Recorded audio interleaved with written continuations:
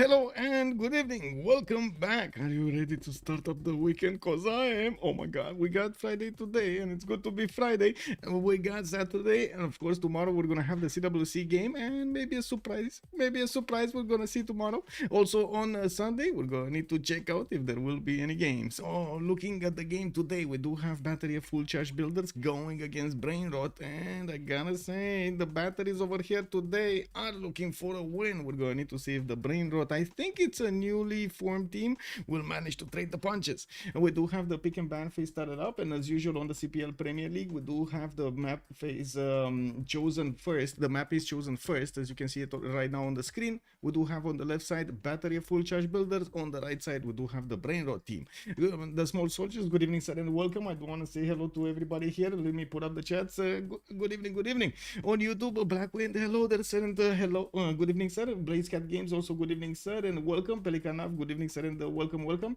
CGVDW, good evening, sir. Or wait, you said here, get an Avond, good evening, sir. Rafifi, bonsoir, monsieur, et bienvenue. Hello, sir, thank you so much for picking up that first promotion. Much appreciated, sir. Good evening. Looking at what's going on here, we do have Pangeas available still for them, while 7 Seas and Tilted Axes are also going to be options on the right side. Well, they took out the 7 Seas. Now it kind of looks like they're playing a little bit of a game of chicken, letting Tilted Axes being on the last choice.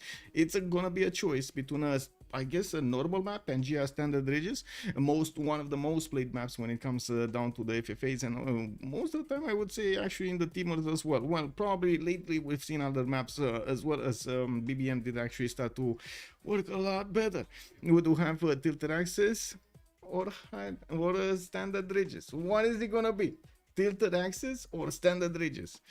Oh man, not gonna lie, like these, I'm getting excited for both of these maps. Either of them, I'm pretty sure we're gonna have quite a bit of interesting things to talk about. On the Tilted Axis map, it is, I would say, a little bit more interesting. Yeah, I have to admit it.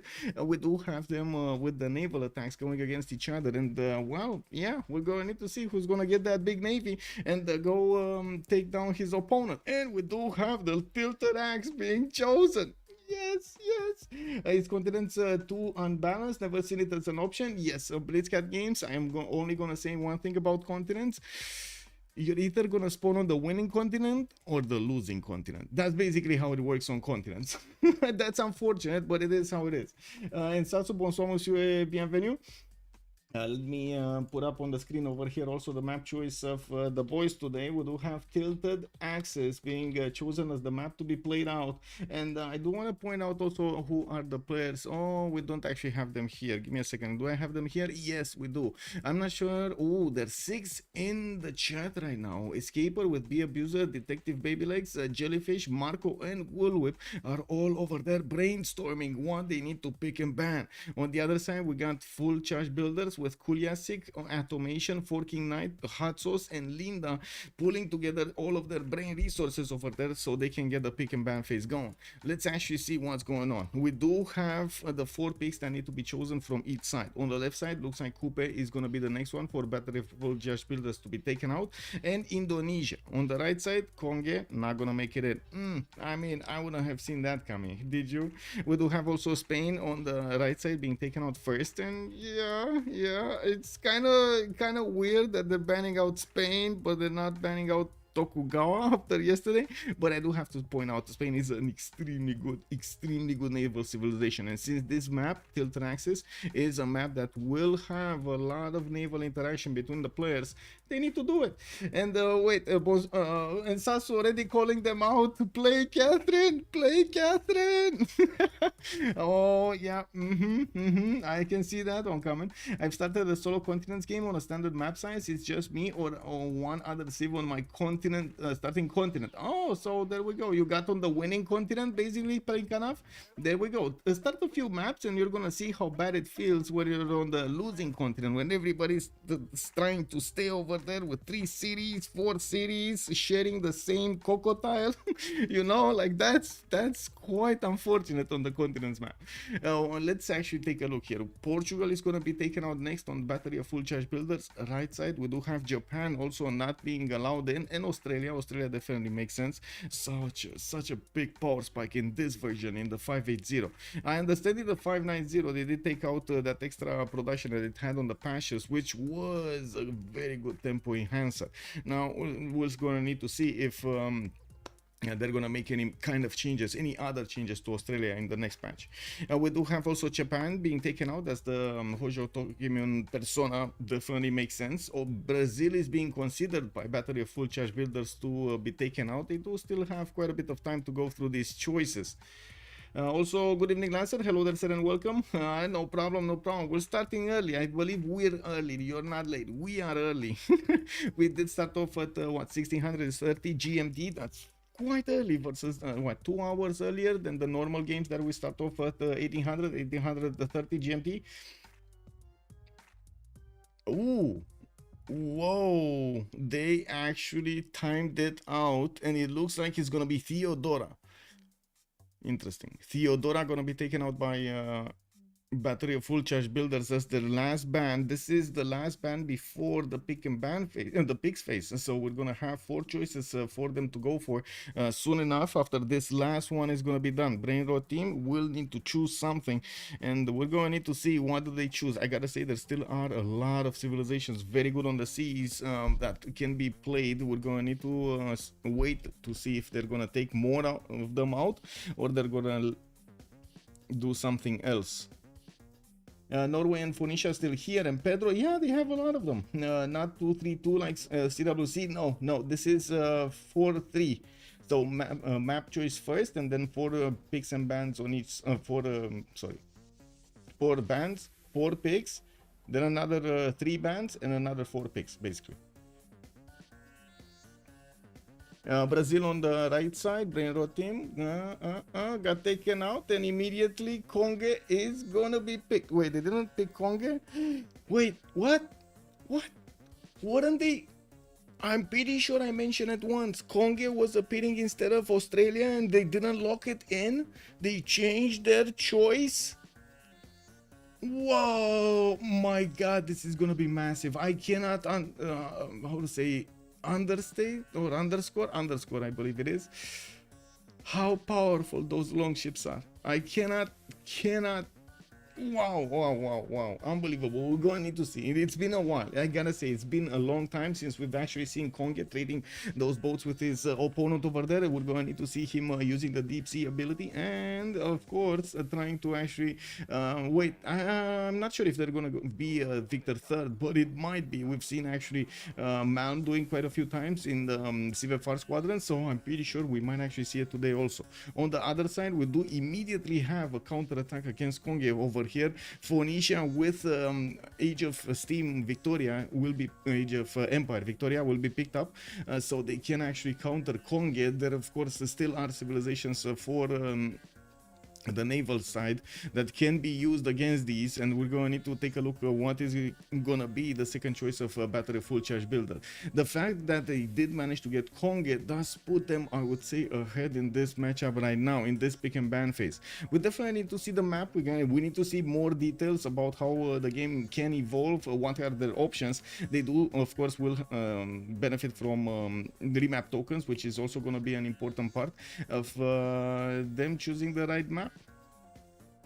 Okay, so Age of Empire is gonna be locked in, and I gotta say this is looking good also on Brainrot team. I still consider it's like Konge here, and then it's like Dido and Age of Empire over here somewhere, and then, you know, others. That's the problem right here. We're gonna need to see how battery full charge builder are gonna need to get somebody, right, a teammate over here for Konge to trade with, for Konge to rely on whenever he's gonna be on those seas.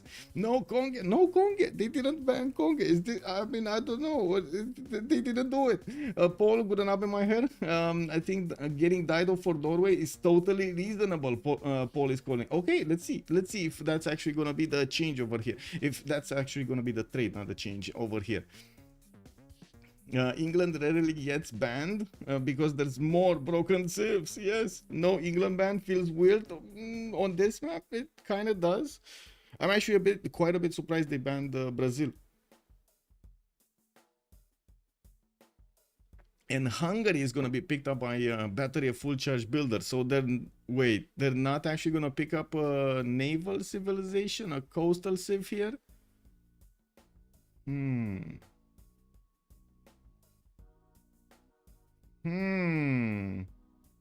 Is it just me that's a little bit curious why this is right now? Brazil can be taken for the rotation, but won't cross the second bands. They pick Hungary that before Netherlands. Yeah. I mean, this is a bit confusing. Not gonna lie. We'll see how this evolves over here, because they do have another 3 bands on each side, and right now it's going to be the Brainrot team on the buttons. There still are very good civilizations. One of them just got banned, the Lotaro here. On the seas, usually we do see also some Rome action. Scythia is also a very good one on the seas, if it does manage to get to caravels. And Rome is always good. Tamar has been taken out by a battery of full charge builders. We do have 2 choices for each of them, and still waiting to see. Oh my god, I'm right now. I think the Brainrot team is just as confused as I am about battery full charge builders. So I'm really gonna need to wait over here, tone down my expectations to see exactly what's gonna happen. How are they gonna play this? Maybe there are some strategies over here at play that we are not yet seeing. Baxter, good evening, sir, and welcome. Hola, monsieur. Eddie Coffin, hello there, sir. Eddie Beasley, also hello, good evening, sir. Yes, we are early today. I saw a game where 3 of the bands were both Victorias and Elizabeth. Yes, that rarely happens. There's way more broken stuff on the seas like Hojo, Konge, Aussie, Indonesia. Yeah, I mean, I'm not sure if more broken, but yeah, they're definitely strong. Now, we do have Wilhelmina also being taken out by the Brainrot team, and I do notice Basil the second is going to be the one on the left side, battery of full charge builders, and not going to allow it in. Now on the right side, with Elizabeth the First being picked up as a ban, that's going to be another naval civilization, coastal civilization, not allowed for the players to play with. Both Byzantium nations got taken out, because yes, on that red time tiki tam thing over there, we did have actually Theodora. It's not gonna be allowed in. Well, now we got this last choice, and we're gonna see the pick from Brainrot. That's gonna be the 3rd one. Then battery of full charge builders will need to show their cards. We will see their full roster. I wouldn't say Australia was are amazing. On seas, they're just insane in general. Wait, I wouldn't say Australia is amazing. On the seas, they're just insane in general. Got it.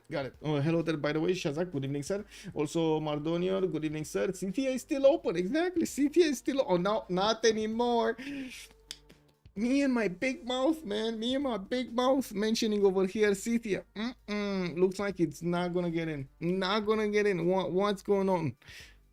What is gonna get in? A new Aussie nerf hard, so I don't know if it'll persist. I don't think actually Australia is going to be played that much after that nerf, to be honest. Also, battery full charge builder might want to get Harald Varangian as well for full CS control. Oh my god, can you imagine that? And is this going to be the way towards a Diplo victory? Aztec or Persia are going to be good, yes indeed.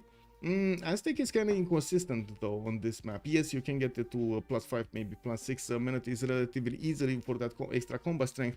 Only works on attack, and if somebody gets the upper hand on you, it's kind of an issue. We do have Hojo being picked up here by BOFCB, and Rome did get picked up on the Brainrot team. I guess I kind of like both choices here. Yeah, nothing to complain. I like both choices. Okay, so is this gonna be Varangian be picked up next? Because that's the next one on the table, and that's available for them to be picked up, and they do have one more choice to go. They are kind of okay with the gold, nothing to worry about there. They do have still a bit of a problem on the seas. I would imagine Age of Empire plus Dido will actually be a bit too much of a force to handle directly for just Konge, but I might be underestimating Konge, and it will be one of the Saladins. Oh, wait, is that who this? Who's this? Oh my god, this one is the Sultan. It's the Sultan walking into the room. Oh.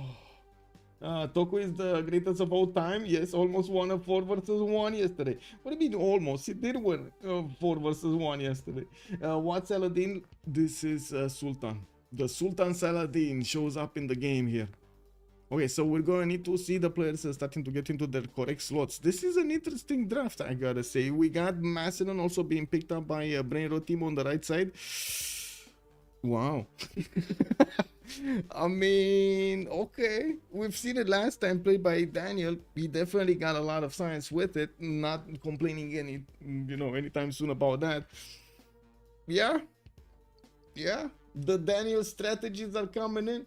3 tempo Civs, 2 Art Naval, and 1 Giga Landward Civ. Nice to see. I predict 4K Knight will play Sultan Saladin. Yeah, it is nice to see Paul. I can't wait to actually see Sultan being in action. We don't really get to see him apply his power anywhere. Well, I didn't want to go too far with my praise, so I said almost one. Oh, I see. Oh, I see. You didn't want to go the full 9 yards. I get it. Actually, give me a poll so I can spend all my points on it. Oh, wait. I mean, I would like to actually put up who's gonna win poll right now, but usually we do the map poll first, and then we take a look at the other one. So let me actually get in here and click on buttons, manage the prediction, and start off the how many remap 0, 1, 2. This is the tilted axis map. You got 10 minutes to actually vote over here on Twitch. Let me check out what is YouTube doing. YouTube, hello, are you ready for the Friday action? Let's actually take a peek over here and get a sense of what's going on.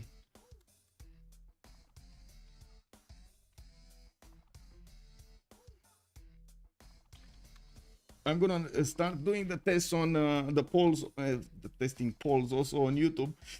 With yeah, who are you? Human? Alien? I don't know.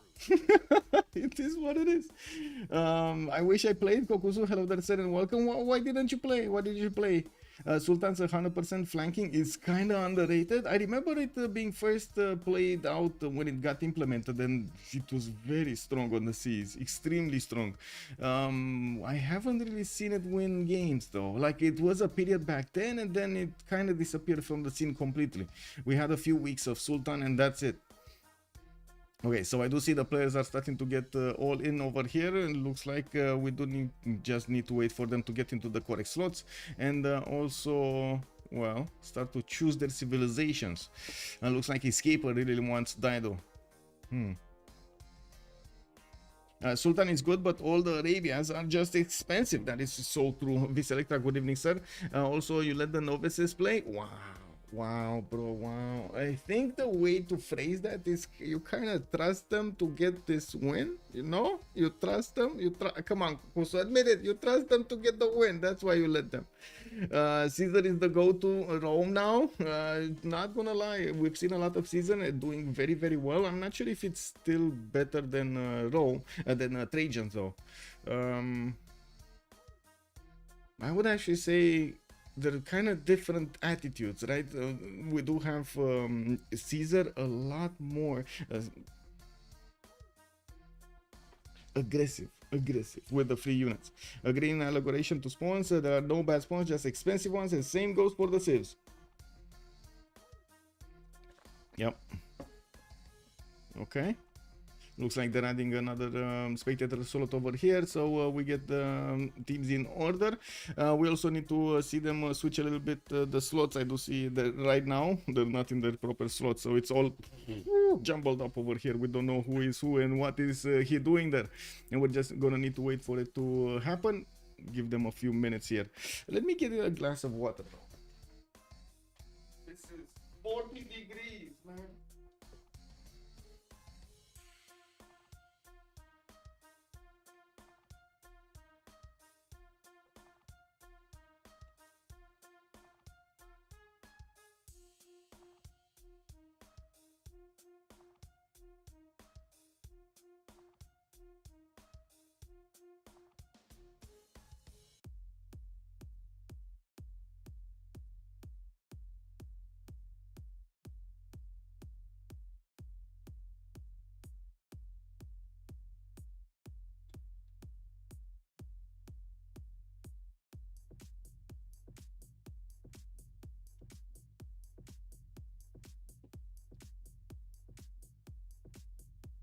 a long journey to get a glass.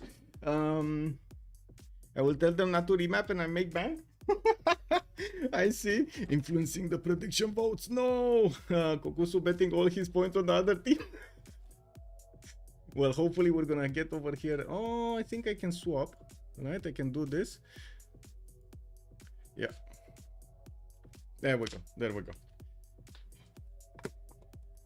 Man, I gotta say today was an extremely warm day. Like we had like 41 degrees at like 4 p.m. And I understand it's gonna keep on going like until the next week. At least we're gonna have like 43 degrees at the shade. Wait, this is a very important notice. At shade, in shade, 43 degrees. They take an L for a leader or captain or whatever. What do you mean? Wow. What do you mean take an L? Why do you think they take a lose for that? These novice games are more entertainment to watch. Okay. All of CPL Premier is just a conspiracy for the players to farm channel points. And indeed, 26 degrees is just perfect, to be honest. If you want, I send you rain from here. Oh, we would need some. Yes, send some rain, Kokusu, I can... wait, not too much rain. Because then we end up with the other, situation in which it's too much rain too quickly. Like, you gotta tone it down, man. Marco is big, the biggest. Why would you sub him? Let's see. Who do we have playing what? It looks like Atomation is gonna be the one playing Konge. We got Escaper on Dido, Be Abuser on Victoria, Age of Empire, hoTsauce on Tokugawa, MisterMarco on Rome, Trajan. We got Forking Knight on Saladin, Sultan, Kuiliasik on Matthias Corvinus, Coolwip on Alexander.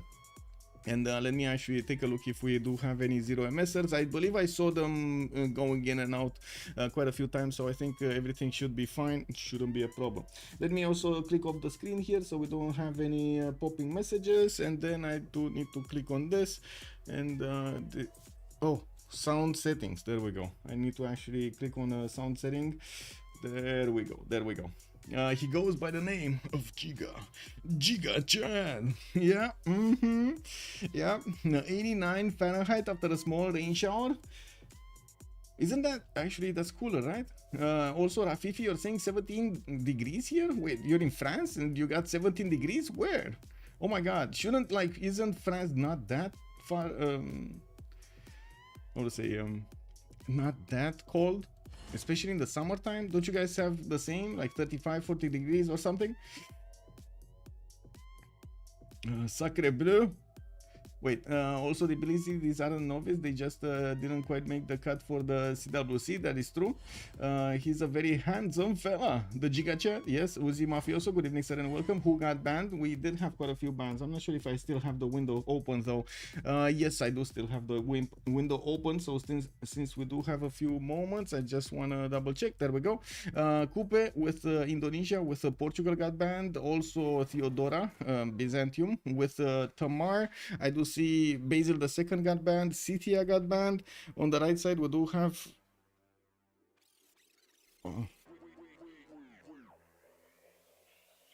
Elizabeth I. We do have Netherlands. I see Mapuche, I see Brazil, I see Hojo Tokimun, Australia, and Spain got banned. And as you can see in the picks, we do have a few interesting picks. Saladin, Sultan, definitely one of them. Harald Konge somehow did get into the draft, and of course, wow, just Harald getting in. I mean, we need to throw a party, man. This is happening like maybe once in a blue moon, Oh my god. In December, it's actually nice, like in the 20s. I've only been in Florida in December, okay.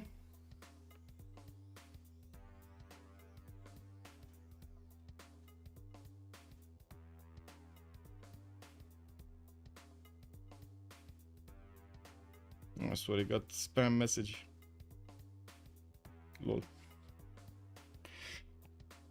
Okay.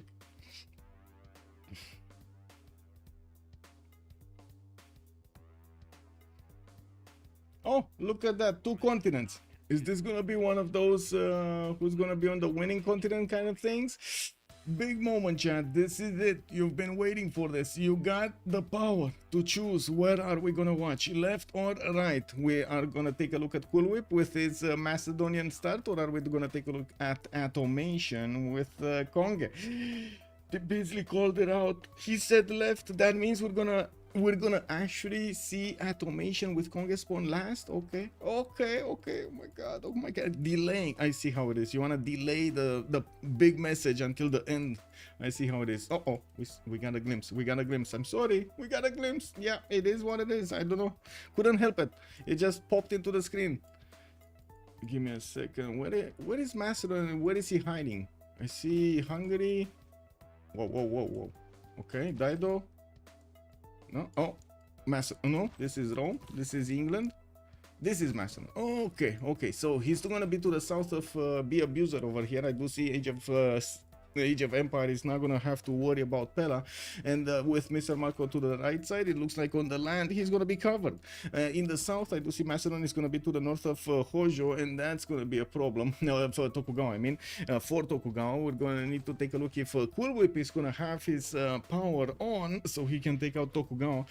We do have the city of Pella with quite a few 2-2s, and I do notice he's gonna work that Sultan from the beginning, opening up his civic tree much earlier. He does have a decent amount of reverse to go to the northwest, north, south, southeast, no problem. T-tile settled to the southeast. That's gonna be a pretty pog one. He has 2-2s, and of course will get closer to his opponent over here.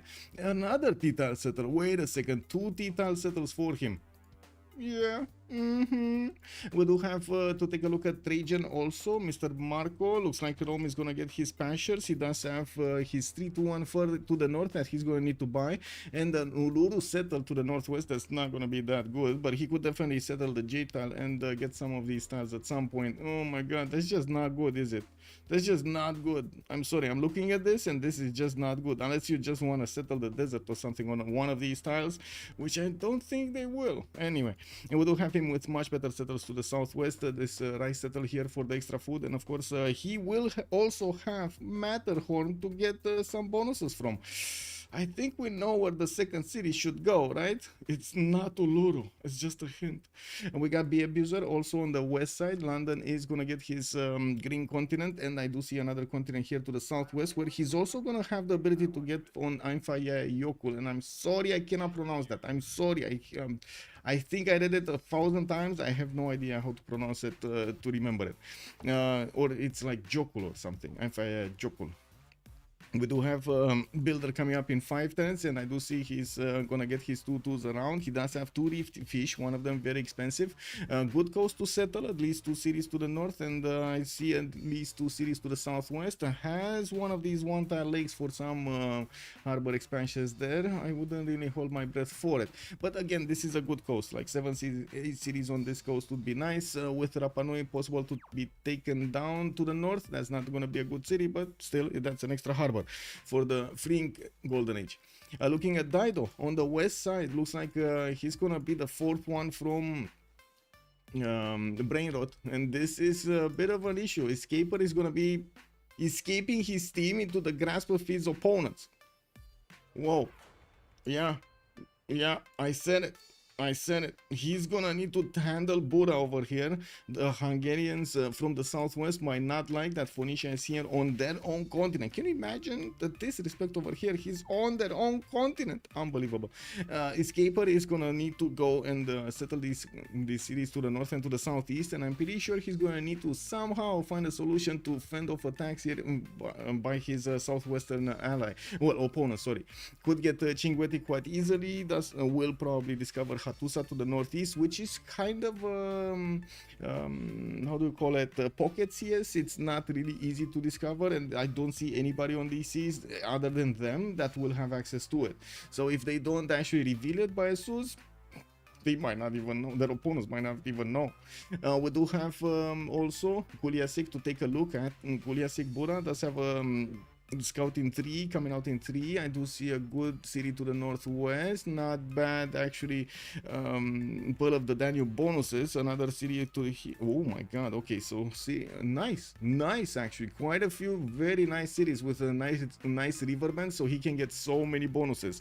I mean, to be honest, he might not even need to attack Phoenicia, he's just gonna overgrow Phoenicia. We do have to take a look at the next ones though.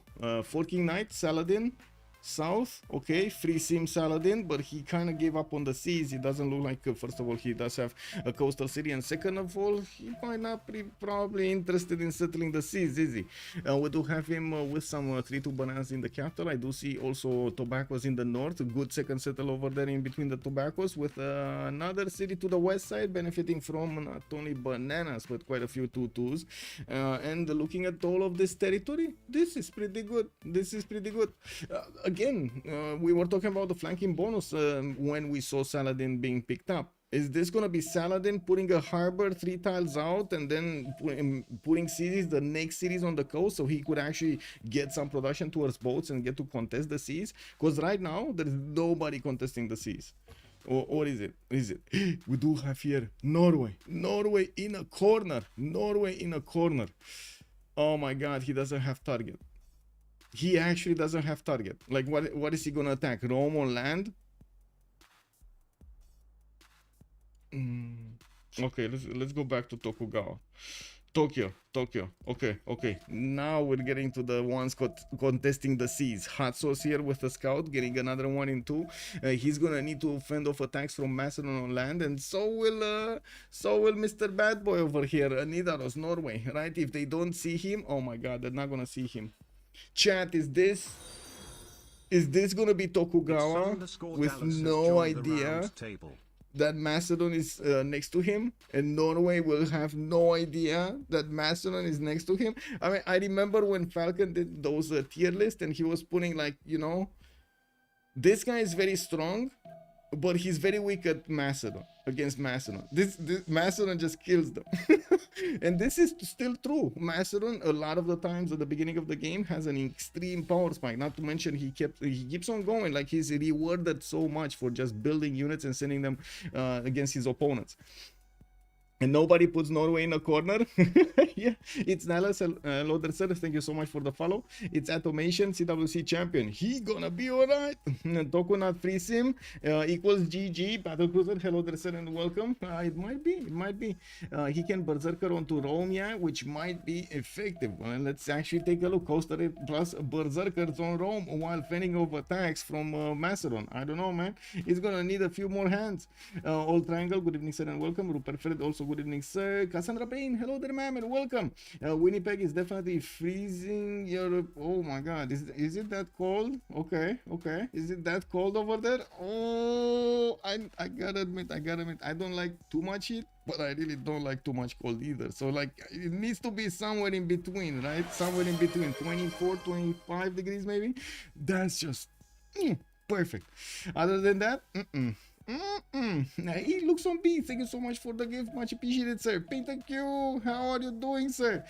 Team names. Yes, team names. Did they go for the vote? No, they still have 3 more turns. This is very important, by the way. That's why I'm keeping the screen right here. I want to see if Macedon, and actually Macedon doesn't need to know, but Japan needs to know. If Japan is actually going to get his information. If he's not going to get his information, and by the looks of it, he will not get his information. Oh my god. You see what Coolwip did over there? You see what he did over there? He just put that scout in a little bit in front. He smelled Hojo. Oh, sorry, Tokugawa. He smelled Tokugawa, and then he was like, no, I'm coming back. I'm not letting him see this, because this is amazing. This is gonna be incredible for him. He's gonna have a target, a very strong target in Japan, and he's just GTFOing instantly. You see him, woo! No, not gonna let this happen.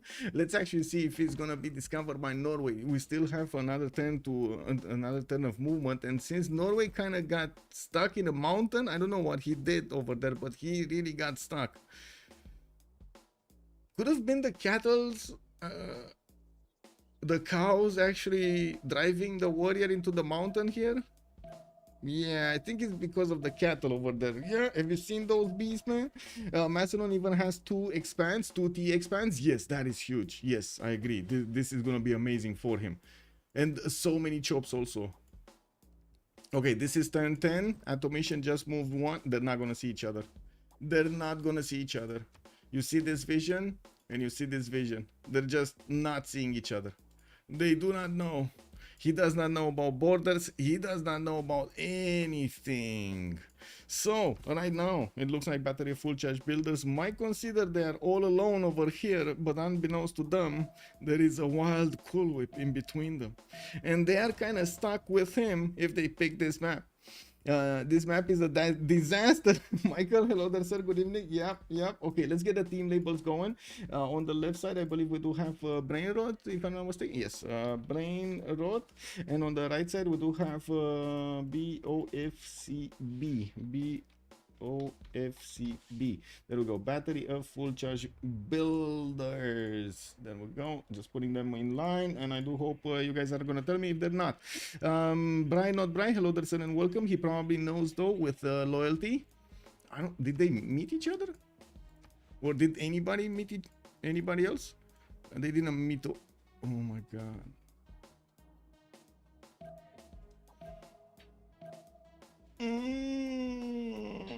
Oh my god.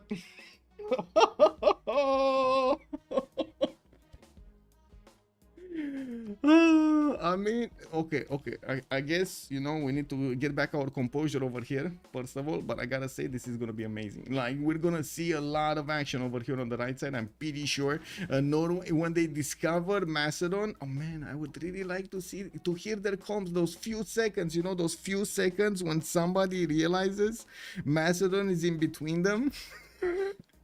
Those seconds in the chat in voice would be like gold. Can you imagine just hearing that? Hey, I have Macedon next to me.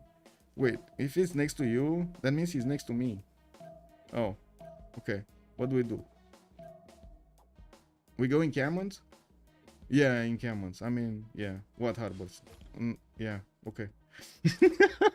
Unaccompanied settler. Well, Coolwip, by the looks of it, is going to bring back his warrior, or at least I hope so. But going to the west side, he has vision around. It's not really unescorted. You see, he has the vision to see what's going on. His only weakness is actually here, where Norway is starting to get through, which is kind of like surprising. But anyway, I guess the cattle tiles did have their purpose. We do need to take a look from the left to the right another time and take a look at their strategic resources during the game. I'm pretty sure this is going to be very important. We do have horses in the first ring of Pella. He does have his iron in the second one. He's going to put a city on the T-tiles here, one to the southwest and one to the southeast. I'm pretty sure he knows about one. He doesn't know about the other one. That's why he didn't settle this one first. We do have also him getting another settler in 6 turns. I do see he's lacking a point. No, okay, never mind. He actually moved something over there and re-established it. We do have also the war declaration being sent between them, and I gotta point out Macedon to the north. He's gonna have both allies here. Could at some point even settle a coastal city if he wants some trade routes with England, although I really doubt England is gonna want to give up any one of these cities on the coast. We're gonna need to see how they will try to entangle themselves with some trade routes there so they can get better yields. We do have Rome, 5 science and 6 culture. He does have Rome. There we go. He does have his second city, Antium, to the southwest. Of course, he did put it there, getting the truffles with the extra gold and the extra culture on them. He does have also a trader coming off from Antium, which of course will connect his capital city with the second city. I do see a slinger is also getting picked up. So he, first of all, he has an escort for the settler, which to be honest, I'm not really fond of, because the slingers are very, very weak units. They do kind of tend to die to scouts. There's only one scout, so I guess the danger is limited. We do have Norway waiting to see what Rome is gonna do here. And while of course Rome does have the ability to stay away from the coast, so he doesn't actually get to fight the Norwegian longboats, we were kind of waiting for those longboats to happen. Looks like this is not gonna be that kind of a Norway, which, not gonna lie, this is a bit sad, but you know, wow, diabetes Norway, bro. We got so much Oh my god. Wait, is he gonna get like imagine actually with this city getting Lady of the Reeds and Marshes in a Temenanki. Wow, wow. I think it's even better than God of the Sea, isn't it? Wait, 1, 2, 3, 4, 5, 6, 7, 8, 9, 10. Okay, 10 resources. That's 10 production. This is gonna be like 2, 4, 6, 8, 10, with more over here to the west side, and not to mention getting Liang in also to beef up everything there. Oh wow. Access, hello there, sir, and welcome. Flying Toilet, good evening, sir, and welcome. Horrible map positioning for Arabia to impact the game. Yes. Also Daniel Dingo, good enough my hair. Game an hour earlier. Yes, indeed. A Giga Chad Arabia would go ironclad and kill Dido. Well, Arabia is kind of staying off from the coast. It looks like he's going another direction. Then we will need to see. We will need to check it out. Moving towards hoTsauce, I believe, right? No. Actually, we need to take a look at Victoria. That's why from the we started off from the left side. Birmingham, I see he's gonna get Monument. I do also notice in the city of London we do have a settler coming around. I did want to finish up the prediction here. We had 0 remaps. 0 remaps, right? They didn't want a remap at all. Chat, can you confirm? We had 0 remaps, right? Giga Chat Arabia, okay. Such a bad wonder. North of Cairo. North of Cairo, which one? Oh, Pantanal. Okay. Okay. It's kind of far away for him to actually get there. 0 remaps. Okay, we got it confirmed. Thank you so much, Lancer. 0 remaps, completing the prediction, and a lot of channel points are going to be delivered right here to the rifle owners. Okay, so be abuser. Yeah, he will get his continent split to the southwest. Will need quite a bit of time to get there, but I'm pretty sure he's gonna want to settle a city next to this wonder. We do have him first with his turtle setup here in the north. He's gonna also get his fish tiles, reef fish tiles improved for the extra food, and working on his trader first, not the monument in his second city. We also do need to see where he's gonna go with this one. There we go, south. Well, he could go anywhere, either here or here. Anyway, looking at his strategics, he does have available iron in the capital. His horse tile is going to be 2 tiles out to the northwest, and I do see he has a +4 campus to the west side here. Would definitely need to come back and see what stuff happens later. Escaper on Dido, he was the intruder on the left side of the map, on the other continent basically. Escaper is trying to escape his destiny. We got Byrims coming around from Tyre. I do notice Hungary is going to put a scout right there to try to stop the settler, but there is a slinger going through the forest trying to smell danger and will throw rocks at it. We do have another scout here also from Phoenicia, putting the cats at work and keeping that Hungarian scout at bay. Moving forward, it looks like the Phoenician settler does not want to stop. He wants to keep on moving. With the Byrim extra strength, he might actually take out Cinguetti very quickly here. Attaining another city is from the early stage of the game is going to be nice. Unfortunately, he can't put another city in between unless it is inland, so I'm expecting him at some point to put a city here and maybe get the harbor out. Now we do have also his strategic second ring from his capital city. I don't see him benefiting from any close ones, so well, it is what it is. In his second city, benefiting from 2 turtle tiles for the extra science and extra culture. This is going to be quite good from the early beginnings of the game. Getting celestial navigation faster, getting to the harbor faster, the custom faster, and getting the lighthouses faster. Everything will be faster for him. Moving forward, let's see. Kuiliasik on Hungary to the southwest of Dido. They did declare war, so right now the scouts are trying to find targets over here. Free lunch, basically, in the cities of Hungary. Hungary did put the city of Buna on the right side of this first river. He's gonna get the Pearl of the Danube on the left side. We do have Pest also being placed on across the river, so he can get those bonuses to the south. So I might, we will probably see him trying to get a setup here with his Gavron Plaza in the middle and getting those commercials, maybe on the main styles over there. We do also need to see and hope he's not gonna discover bronze working too fast, even though I seriously doubt he's gonna do it. I did mention at the beginning, this is a lot of land for him. He could go 11-12 cities easy here, and will also have the opportunity to just ignore Phoenicia in the north. We're gonna need to take a look how Kuiliasik is gonna want to play this out. There is certainly a possibility for him to try to attack into Phoenicia if he wants to, and of course expend a lot of firepower, or I should say production into it. Looking at Forking Knight to the south, we did have Forking Knight getting his holy sites here to the west of Cairo. I do also notice he's gonna get a second one, and working on his trader. He is gonna get his third city towards the north, and he did buy out a 3-ring banana. This is a bit confusing. I was honestly, I was thinking he's actually gonna get a city there. I'm not sure why he did not get a city there, and he spent the money for that banana. That is a very expensive banana. That's a very expensive banana. It's like getting a banana from, like, you're in the States and you want to get it from across the world or the moon or something.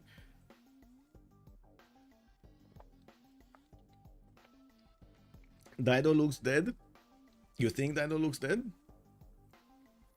I don't really think Dido is gonna be that easily taken out here. It's a very strong nation, and there's nobody really close to him to affect him. That's what I want to point out. There is, yes, Hungary here to the south. I don't see him photo settling. It's gonna take a while to get all of his setup going. This is a painful territory to move any army through. Any army. Horses are gonna take a long time to move through forests and hills and bananas and amber tiles over here. I mean, have you seen those hoofs? They need to be, you know, taken care of. Moon banana! Exactly, moon banana! Have you seen the moon banana, by the way, in Sasu? It's actually on Steam. We're still at the beginning. 20 turns. We got 11 more turns until the next era. I mean, I think that what I can do is settle a city on that mountain choke and just make that city a giga fortress with encampment and walls. Over here, yes, he can definitely settle a city there, yes. Let's take a look at hoTsauce with Tokugawa on the south of the other continent. I guess right now he's, well, Coolwip is starting to bully him. hoTsauce over here is getting a slinger to protect his trader, and I do see he's gonna get his third city to the southeast. Oh, wait a second, what's this meetup over here? Oh, actually, wait a second, this is a friendly one and this is an opponent. I see. Okay, it's fine. Kuilip is still gonna get that city to the north, next to the 3-2s. Looks like there was a forest fire that gave him a little bit more.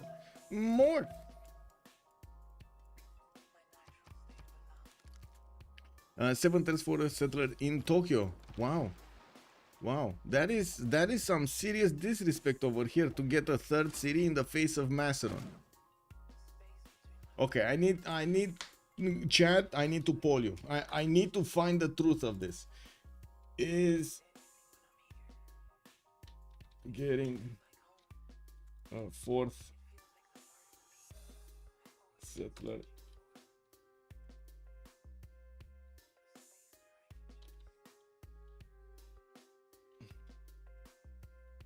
Okay, let's see some show of hands. Is getting a fourth settler disrespectful? Because it's Macedon next to you. You know? Like, are you not respecting Macedon firepower over here? Look at the encampments already being placed down. We got 2 of them being placed towards the south.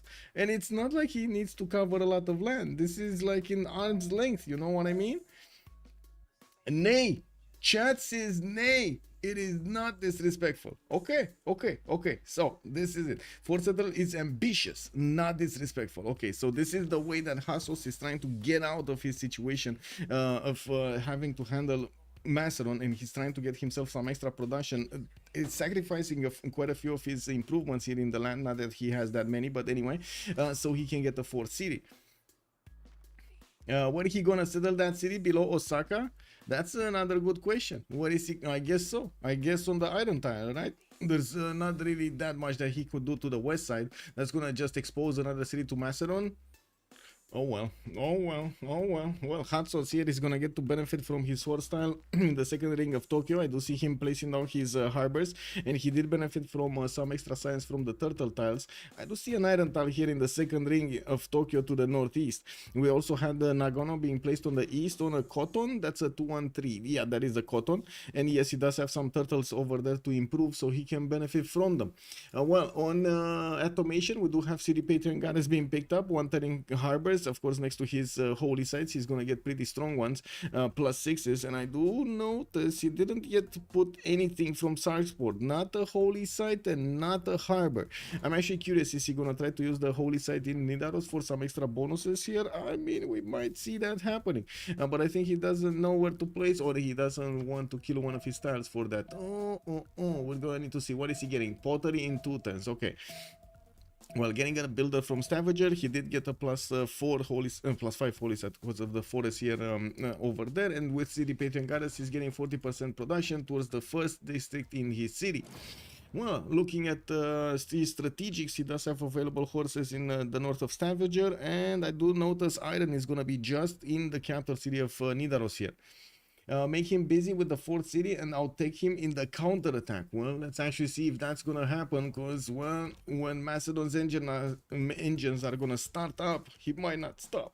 That is gonna be an issue. He's gonna get through Hetares and then get to Knights very quickly, just needing to pump out units. The one thing that I do want to mention about Macedon here, it takes quite a bit of time to build up the infrastructure, get the encampments down, build up the Basilicoi base, the special building, replacing the what is it, the stables, right? It replaces the stables. Macedon is giga good at derailing, because while other civs need to build encampment and actually build campuses to get science, Macedon can spam units to get science, so he tends to have like double the amount of units his opponent. However, usually the opponent can still defend, since attacking at classical is kind of hard. That is true.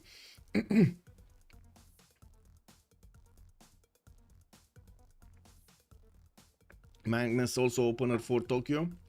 We do see Moksha opener for Norway. Rome, MisterMarco is going to go for Magnus. Already has him plugged in. He did settle Urulu to the north and getting a 4th city as well quite quickly. I do notice commercials are going to be his choice here. And we do have him needing to deal with a level 2 scout of Norway to the south. England did go for Goddess of Tides. I do see him pumping out a few harbors. So he, of course, he got the free boats. We do have him with some builders starting to improve his cities. And more Royal Navy dockyards are starting to get in. Magnus establishing the capital. We did have also Moksha going in the city of Pella here. I would imagine he's gonna go Moksha into Pingala and totally forget about Magnus in the meantime. We do need to see him getting a builder so he can start improving his horse tiles and acquire that resource, not to mention the iron tile. We're gonna need to come back and see if he does manage to get the correct resources that he needs. Dido did manage to take Cinguetti, that's his 4th city, and yes, I do see God of the Sea has been picked up by him as a bonus, and yes, he does have quite a few resources that will get that extra production bonus. 1, 2, 3, 4, 5, 6, 7, no, that's too far, 7, 8, 9 that I can spot easily over here. We do have him also with some islands to the east side that's going to allow him to break away from Hungary. We're going to need to take a look here if Hungary is actually going to want to flex his muscles. At the moment, we do actually have him building up his commercial count. He didn't get a pantheon yet, and I do see he does have a builder to start improving some of his resources. I would imagine he's going to prioritize getting his amenities first, rather, or some boost for his civics or techs, rather than going for his strategics. Doesn't really seem they are thinking of early war that much right now. And we're still turn 24, so it's early in the game. We do have Saladin also still not picking up a pantheon. He did put down his first campus to the south of Cairo, which is also gonna give some bonuses to these holy sites here. A +2 over there with a +2 over here. The campus is gonna be an easy +4, and yes, we do have him starting to get a serious amount of population points here. 5 pop in the capital. Homs is gonna be 4. We got Damascus 3, and yes, Moksha is establishing in the city of Cairo soon. He did get irrigation, starting improving some of his bananas, and well, let me, yeah, there are quite a few plantations over here. Quite a few plantations. I mean, he does have dye styles, he has some wine, he has some tobaccos, he has his bananas. He might get the plantation pantheon. What's the first gen and trader group? Good evening, sir, and welcome. I'm not sure what do you mean. Oh, the first general, the first general. Burica, classical general, military engineering in your capital. And the first trader, you mean merchant? It's gonna be Coleus. Yeah, how is the weather in Romania recently? Hot, very hot. So happy. It's like, yes, it's like 42 degrees. Like I went out at like 4 p.m. It was 41, 42 degrees on my phone. And that's like, oh, wow. Yeah. I mean, not, wow. Next week, they say, TV, they say we're gonna get to 43. In the shade. In the shade. 43 in the shade. I don't know, man. We're not getting out of the house anymore. It is what it is. Norway is gonna start improving his sugar tiles here, and I do notice he's gonna get his shrines improved. I'm pretty sure he's gonna be working on his faith generation. He's already on 14 right now with 32 production. He does have a city state to take out a cat if he wants to. I don't think he actually scouted out the cities here. We do have in the south also Japan getting his Magnus established, moving another city on that May style to the west side, and the harbor in Osaka coming out next turn. God of the Forge has been picked up as a pantheon. hoTsauce is definitely aware that he's going to need to fight off Macedon for the remainder of the game, with the builder coming out from Pella, when the encampment's also getting placed down here by Macedon. We gotta see if Japan is gonna get a general. Okay, is that gonna be the first prediction of the day, Chad? Are we gonna put up, should we put up a prediction for if Japan is gonna get a general or not? Is Coolwip gonna just get all of the generals and gonna leave Japan hanging over here? 41st is like state emergency. 41, yes, it's like everything is red. If you're looking at the emergencies, everything is red. Don't know if he can. Macedon is a problem. Yes, he's Norway going for a Temenanki. No, I don't see him going for a Temenanki, unfortunately. Would love to see it, but it's not happening. Like at any part of the game, or just classical? Just classical, Lithian. Just classical. Just the first ones, the first four. One of the first four. I think he matched generals and merchants. Yes, sir. I got that. Also, Kolgananas. Hello, bonjour, bonsoir, bonjour, bienvenue. But it does the damage because the opponent is forced to irrel themselves to keep up with Macedon. Indeed. Yes, indeed. Well, looking here, God of War and Plunder has been picked up by MisterMarco, getting his Government Plaza in Rome. That's going to put him quite high to get the points here. He's already on 4 merchants, while Hungary is on 3. Well, looking at Hungary on the left side, he didn't go yet for his 4th city. He is now building it. He did choose to go for commercials first. It's Jellyfish. Hello there, sir, and good evening. So we put up the prediction. Wait, okay. Give me a second. Is Tokugawa getting a general? Yay or nay? Simple question. Is he getting a general or not? Let's put it for like what, 5 minutes, 10 minutes. I'm pretty sure we can get a readout. Guzzi Mafioso asking about the goal per 10. What do we have? 4, 17, 13, 19, 14, 17, 17, 21. It looks like at the moment battery full charge builders are a bit ahead. We gotta see if we're actually gonna have a religion here. Yes, we do. Judaism. Arabia did go for Jesuit education to purchase his campus and theater square district buildings with faith, not to mention getting a reduction for it. Tithe, a discount for it. Tithe also plus 3 gold for each city following the religion. And we do have another settler coming around here from Forking Knight, getting a 2nd campus in Damascus, a 3rd campus also in the city of Homs that got placed next to those holy sites to beef them up. While in the north, yes, the markets are going in. It looks like Kuiliasik is still waiting to get all of his setup going for his Governor Magnus. And I do see him discovering bronze. He's actually getting bronze. And this is, well, this is going to reveal that iron tile, unfortunately, for him, which does seem to be a problem. Okay, no, okay, it's not a problem. He actually is gonna put his Government Plaza to the south. Oh no, if only he knew about the iron, he could have gotten it there. But anyway, that wouldn't have given him the Pearl of the Danube bonus. I was thinking he will get something else here, but it's fine. I mean, that's definitely gonna be a faster ancestral haul for him. Is he gonna go ancestral or audience or warlords? I guess that's a question. God of the Sea is gonna be available for Phoenicia. Magnus establishing their next turn. Macedon, Government Plaza from Pella wants those governor titles, and of course wants his warlord's throne. While he's gonna get a 4th city out from the north, I do notice, well, he has very little production there. We do have him getting his trader out from Aigai, and he did not start on his ballistic page yet. This is gonna take a while to build them. I'm actually a bit surprised we don't see him started up. This seems a bit too much to get a 4th city, but you will see. Maybe it pays off. England did manage to get that third city, Plymouth, to the southeast. I'm pretty sure it's because Atomation's warrior was there, so he couldn't actually move it freely there. Japan has bronze. Maybe he knows already. Maybe he does. Maybe he does. Having the Pearl of the Danube for your government plaza is good. I'm not gonna lie about that. It is good. It is good.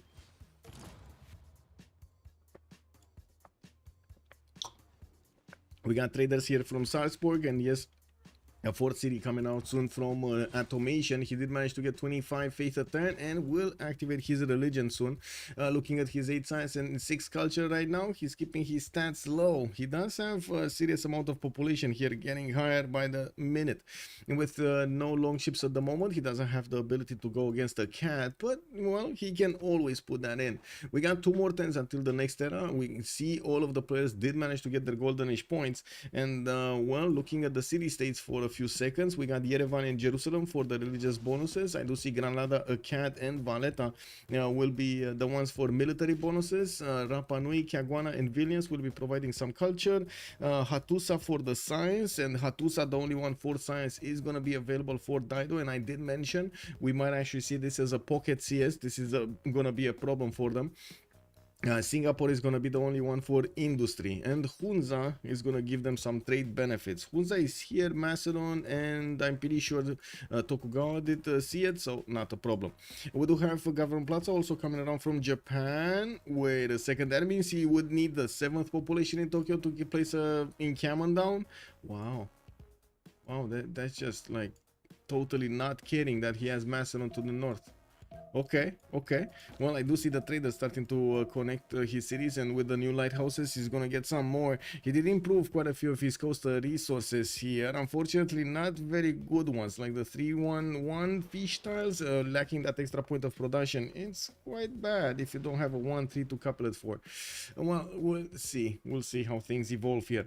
I do want to take a look at their production. Is anybody very oh my god, look at this. Look at this Dido, 13 science with 9 culture, 49 production already with that God of the Sea, right? He did get the God of the Sea and improved everything, getting his lighthouses quickly, and also starting to connect with the traders, his cities. We do have also MisterMarco or 46, while on the other side, I guess Atomation does have his faith per turn. Atomation Forking Knight will have his faith per turn converted. Etemenanki is actually gonna appear in the city of Homs of Arabia, while he's also gonna get Lady of the Reeds and Marshes here for it to work in that city center. Now we find out the reason why he actually wanted to settle this, to get that big bonus over there of production. Forking Knight is gonna get another city to the southwest of Cairo, and yeah, we're gonna need to see what's gonna happen with all of his settlers getting to expand here towards the northwest. Doesn't really have that many more cities to settle in the southwest, southwest. Looking at Norway, he did get his religion, and I do see choral music, shrines and temples provide him with a culture equal to their intrinsic faith output, and defender of the faith will get him a +3. I do see he's gonna get the Viking longships finally, and I do want to take a look if he has vision. Yes, he knows about Akkad. Akkad is a city that, yes, will have quite a few coastal resources, but unfortunately, well, doesn't really have that many times to work. We do have him pulling out more settlers, and I'm pretty sure he wants to be expansive here, grabbing as much territory as possible. There is a way, there is a possibility that Macedon, instead of going against the south, against Japan, he might actually go against his eastern opponent here, Norway. Macedon will need to get a Hetari out. I do notice we do have Japanese scouts just buzzing around his territory here. Oh man, hoTsauce is just totally at it, isn't he? He's just, wow. He actually will. He's thinking he's gonna take a city with 2 scouts, 3 scouts, a slinger, and a warrior.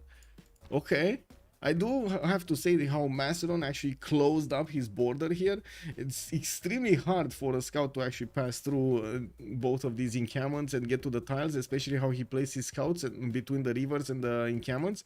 With 4 turns for a Walder's Throne, he does have a Hetari coming out in 3, and I do want to double check if he has the card. Does he have the card? Maneuver? Yes, he does have the card, and it is on. He doesn't have Basilico Page finished. He did click on it, but he didn't finish it. It takes quite a bit of effort to actually get the Basilico Page built. Basilico, there we go. It is not this, not this. 90 production, so 45 production on online speed. Imagine, that's a lot of production from these cities that are barely making 10. We got his capital on 16, Aigai is 12, Alexandria is 8. Oops, yeah, that's a lot of production there. Yeah, so we will see them jumping into the golden age here with their options, with their points. Let's actually wait and see the next turn and start to take a look at Alexander's choices. We do have a pen, brush, and voice golden age. Looks like he keeps on going to get his Hetari, and of course the Japanese scouts still want to buzz his territory here. There's no improvement to get on the left side, so not much that Japan can do about what is going on in Macedon's territory. We do have also Macedon with 12 science and already 30 culture, 40 production, and of course he did choose to go Moksha first into Magnus second in the city of Aigai, not Pingala. Well, I guess he's gonna get a lot of culture anyway, or a lot of science, sorry, anyway, from his building of units, so could have gone the other way, man. And we got Trajan, also pen, brush, and voice golden age, 11 science and 29 culture, and I do notice he's on 4 cities. He did settle Ostia to the west of Kume and got his government plaza built. Still no specializing building. He did choose to go audience, and he will start to build it. Pingala establishing in the city of Antium. He's gonna get Governor Magnus in the capital, and he does have 11 science with 29 culture and 33 gold at 10, 46 production. We'll probably have the choice right now to pick or pass. He just passed. Okay, he just passed. He's 25-24, and Hungary does need another turn to actually pick that one up or have the choice of passing it. We do have Victoria, also 11 science and 21 culture with Goddess of Ties chosen. We do have campuses coming around. Moksha establishing in one turn there, and I do notice he's getting quite a bit of culture from those tiles on the water. We'll get another wave of settlers, another 2 from London and Plymouth, and of course, I gotta point out, I'm a bit surprised that he's still keeping this gal in Plymouth, but I guess it's not a problem to not delete it at the moment. Dido is 16 science and 22 culture. Chat was calling out that Dido here is gone. Dido is poof. Yeah, Dido not gonna be here. I'm not that convinced. We're going to need to take a look in the next part of the game, especially since Dido is managing to get his traders out and a lot of production, 60 production compared to, for example, Kuiliasik 51. Not to mention a little bit better stats, isn't he? Now we do have double the, well, not really double the amount of gold, but around that territory, 64 versus the 38 of Kuiliasik. His keeper is definitely going to start to get high pop cities and also start to put down quite a few districts. We do have Kuiliasik, 11 science and 18 culture. Matthias Corvinus did choose to go for a pen, brush, and voice and starting to put down his campuses. Now, this is interesting. Kuiliasik is actually getting settlers, 3 of them, moving towards the northeast while he's still building his ancestral hall. Okay. So he didn't get the production towards actually building the settler. He's gonna... Is he gonna get the bonuses from ancestral hall? Interesting. Like usually when you want to get this kind of a setup going, you want to first build the ancestral hall, wait a bit, you know, get all of your markets out, get all of your traders out and so on, wait a bit, get that. After you get the ancestral hall or is very close to finishing, you start putting the card in for the settlers, you start making settlers from your other cities, and of course when Buddha finishes the ancestral hall, you put another settler there. So when the settlers actually arrive to the tile, they're not just gonna stand there because they don't have the bonus to actually pop out a free builder and get to grab the tiles and so on. Dido, we hardly knew you. Feeding general points. Space VK, good evening, sir. Wait.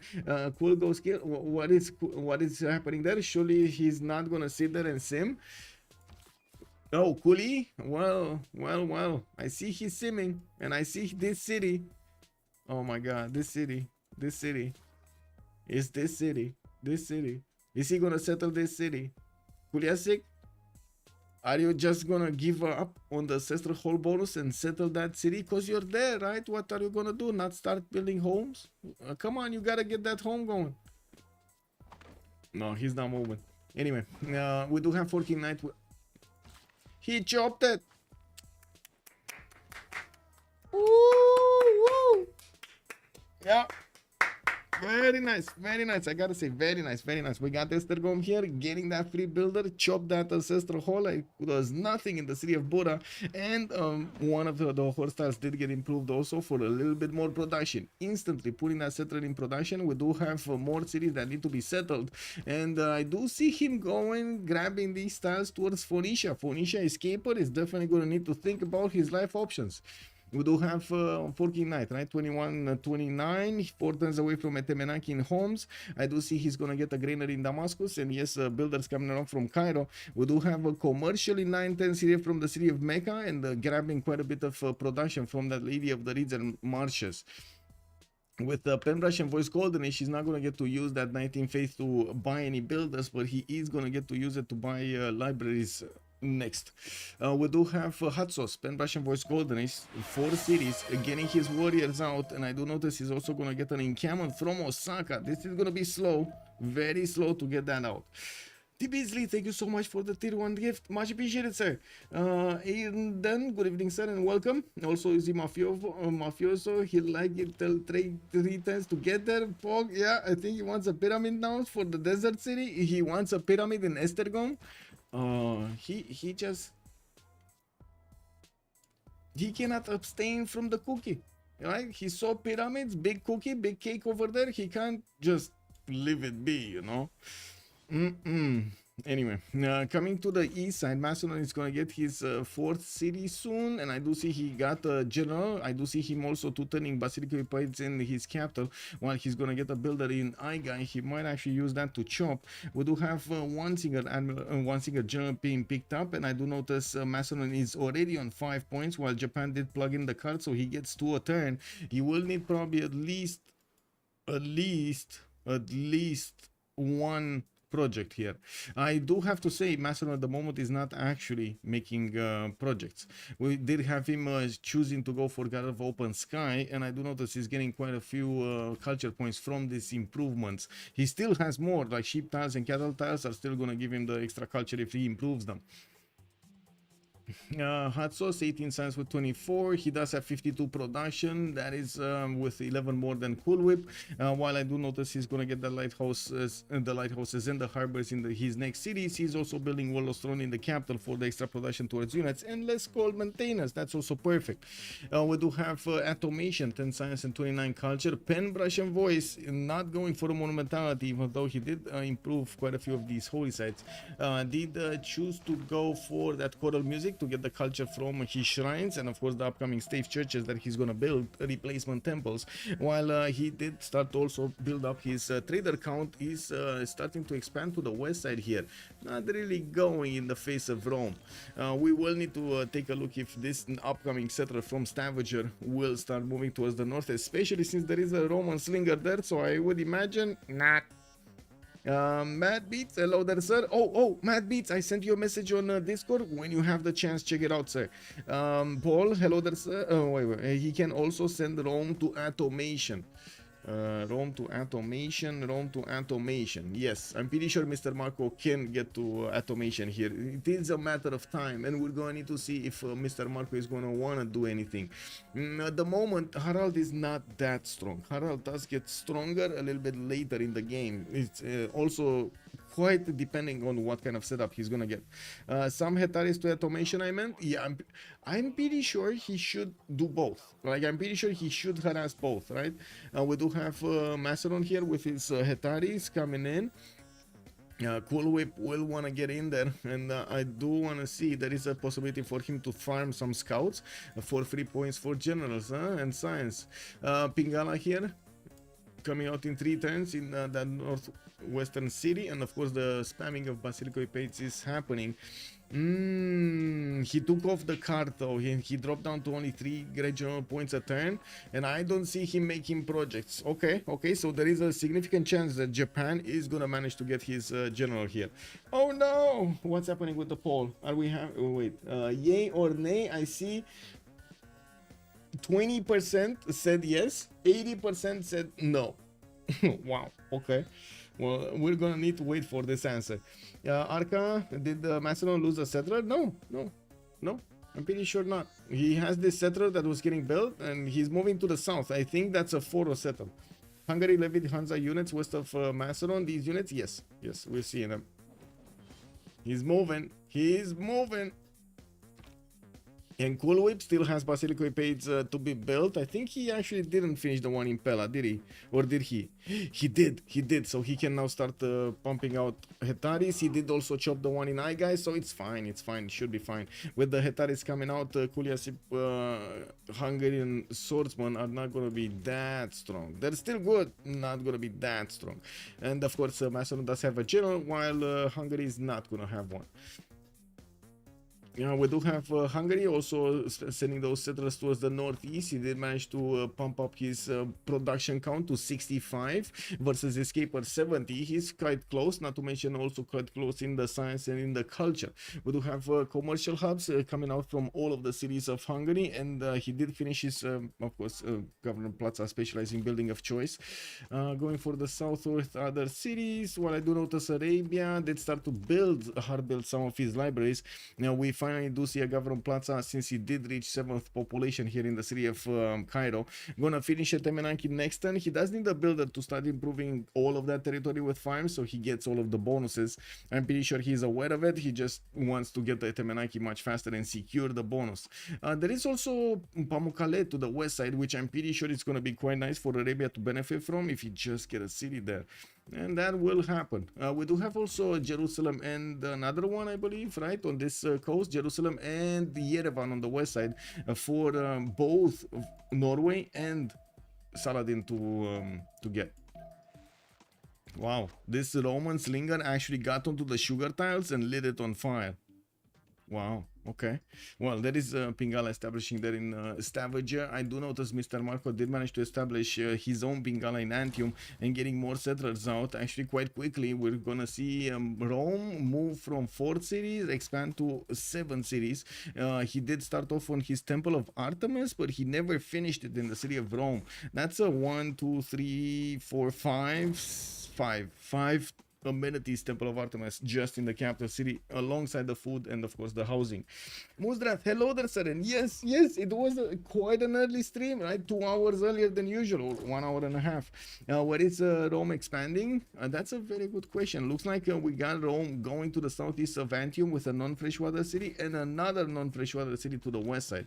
This is a bit surprising. I guess he's gonna get another one here somewhere. Of course, he wants to get as many cities out as possible to work them. I'm a bit surprised about Fornicia's timings to get his settlers out. I mean, he does have settlers out right now, but I do see he's a bit late. He did get his Ancestral Hall about to finish here in 1 turn, or does he have a chop? He does have a chop. If he wants to, he can chop it. I don't think he wants to. Has settlers moving towards the north, 2, 4, 6 cities right now, and I'm pretty sure after Ancestral Hall is going to finish, he's going to want to get a few more also. We'll still have a few tiles to chop here, rainforest tiles especially. Arabia building the library is a small sin because he's not buying it with faith. I don't think he has that much faith. Like he only has like 24 faith a turn, and he's taking quite a few turns, like what, 4 turns, 5 turns to actually get one of these libraries. Isn't it 90, or how much faith is it? Did Japan get a general? We don't know. He's making the project. He's getting a general. He's actually getting a general. Macedon. No. How did this happen?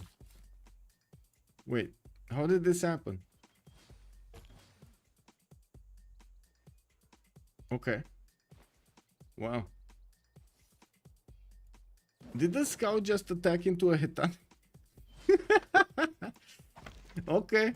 I mean, you know, it did happen. The scout he saw the hulk of meat. He couldn't get to it. Some quick moves here from Coolwip, switching up those Hetaris, putting the Hetari in front of the scout, while the scout was trying to reach for the settler's jacket over there. The Hetari just put his shield in front of the hand of that scout, and he was like, nope, get your hands out of here and all your cats, get out. Settler stolen? No, it's still alive. It's actually still here. Aiga is dead. You think it's dead? I'm pretty sure he's gonna get his Hetaris over here too. Why did he send his second one here? Anyway. So we got 1 Hetari and another 2 that should come out next turn. Oh no, he's getting a builder. Whoa. Whoa. Okay, well, this is gonna start to be more and more interesting. On the sim of Hungary, we do have him getting his religious settlements, and I do notice he's plugging in Pingala, Moksha in the city of Pest, while we do have commercials here in Sejet. Okay, I do see more settlers coming out from Egypt, and yes, in the north he's getting those commercials up. While Phoenicia is still trying to sail the seven seas to put down his cities, we do have him getting a campus from KDY, where he's also gonna plug in Pingala. He's right now on 18 science with 23 culture. Definitely will need a lot more, and I'm pretty sure there we go, it's the yay. He got a general. He actually got a general, and yeah, Macedon just let him get a general. There we go. We got some high rollers getting some points right here. Let me actually put up also the prediction for who will win. This is about that time for who will win. We got on the left side the BOFCB, and then on the other side we do have Brainrot team. And as you can see, we still have quite a few bonking maneuvers going around. Japan is, well, watching what Macedon is doing in the north and seeing how Macedon is starting to pump out his Setaris more and more every turn. Yes, Hungary will have the ability to start attacking into that city center. Now that city does have one Hetari inside of it, and well, I do have to say Macedon here is starting to lose tiles. I'm not sure why he could have put some units in front of the city to start to create a line of defense. Unfortunately, well, right now he's so fully focused on attacking Japan, and then like on the side track he's gonna deal with Hungary.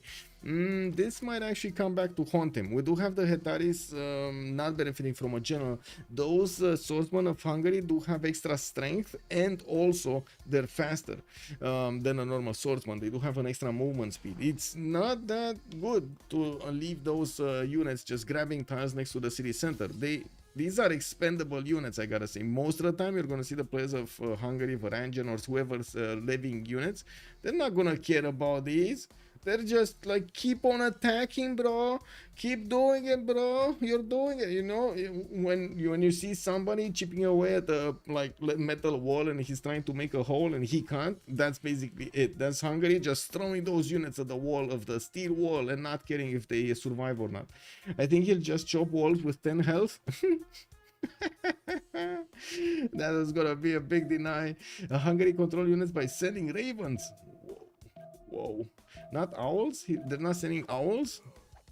Yeah, there we go. Expendable units. We do have Kuiliasik here starting his attack run. Guy is in danger. We do have more Hetaris coming around, but Macedon does want his builders as well. Macedon will get masonry this turn. He could put up those walls, but it looks like this Hungarian swordsman didn't actually die. So 3 hits are still gonna happen, and more of these swordsmen are coming in. Oh no! One swordsman actually crossed the river. Well, good thing is oh my god, and that one actually got a promotion because he attacked it from across the river. The extra +5, the mode came back to haunt him. Well, now that's an issue. That's a very big issue. What's going on here? Okay, we got Macedon getting into the line of defense of Japan, and it looks like he might actually be looking to deal some damage here. He does have a weak swordsman that he could attack, but I'm pretty sure it's not gonna be that big of an issue. We do have Japanese samurais coming in so quickly. We got hoTsauce here by the looks of it, with a chance to not only deal the damage against the Hetaris, but also have the ability to go against Shalkiriki and take it for himself. Macedon might be in for a ride. Oh my god. And I gotta say, this feels like that 4th city, man. That 4th city. The 4th city of Macedon, actually. He slowed down to get the 4th city. He slowed down by like 3 turns to get that city instead of getting his Hetaris. Oof. Those 3 turns, man, 3 turns. We got Berserkers from Norway also starting to get bought in Drammen, in Stavanger, in Nidaros. He might actually start to put them on the seas over here. I'm pretty sure he's gonna need to get his technologies. MisterMarco putting a settler right in the face of his opponent. Looks like Norway will see that soon. Did we have? Yeah, Dido did manage to find Hattusa, and I do see him getting another wave of builders and settlers, putting down his campuses. This is very important. This is very important. So it kind of seems like it's not Macedon in there with them, it's them in there with Macedon. Okay. Okay. Looks like this military engineer took a left turn. Interesting.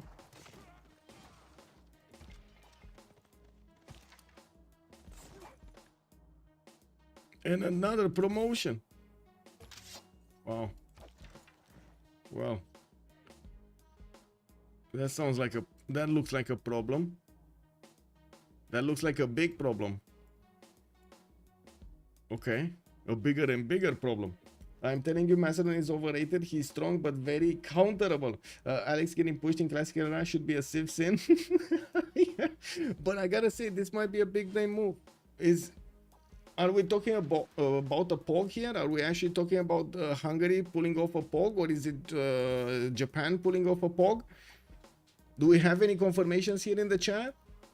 His team really needed to save envoys. Macedon is playing super weird, but the Hungary plays genius. Yeah, there we go. We got Blazing Games calling it out. Yeah, it's genius indeed. I don't think he can save Shalkidiki. Yeah, this series. Well, wait a second. Yeah, well, with 11 turn walls and not that many units to actually save it, this is gonna be an issue. Very big issue. Anyway, now let me actually take a look at the other ones. What are they doing? So we do have campuses, wave of campuses coming out from Dido, 27 science, 28 culture. Matthias Corvinus did manage to get more culture in the meantime. We do have commercial hub investments also from Hungary. Looks like the next merchant did not get picked up. Not even the first one got picked up. Coleus is still here for them. We do have Rome getting a general soon. Okay, he's actually making projects for generals. He got it in camo from Ostia, and I do see his wave of builders are coming around. While I do see the bee abuser is starting to get as many cities as possible. He's on 30 science and 46 culture, 85 points of production over here for England. This though is gonna be extremely important. So first of all, it looks like hoTsauce is gonna decide to not put all the money in the samurais, and he's gonna start bonking against these Macedonian Hetaris. Before the Macedon Hetari did manage to get back into Shalkidiki, not only he got damaged, but it looks like the city got attacked at least once by the Hungarian troops. We do have a possibility for Macedon to do some damage here, but I'm pretty sure he's not gonna have enough units. And this city not only slowed him down, but it will come back to haunt him, right? He lost it. He lost all of that advantage that he was trying to build up. And unfortunately, it looks like Japan will have a stronger attack with the samurais. One of the things that I am a bit confusing is the attack of the swordsman against that Hetari that did, first of all, get his promotion and run away, and second of all, did kind of do more damage to the swordsman than actually him taking some damage. This swordsman could have been very good samurais, but they're just not gonna need to wait quite a bit of time to get their options, to get their health back.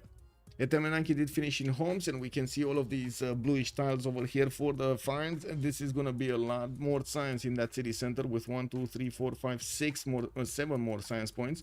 Mecca also did get placed in the south. We got Stonehenge coming out from Cairo for an extra belief soon, and he did finish that audience chamber, I believe so. No, he did not finish the audience chamber in the city of Cairo. He does have 2, 4, 5 cities. Gonna grab another 2.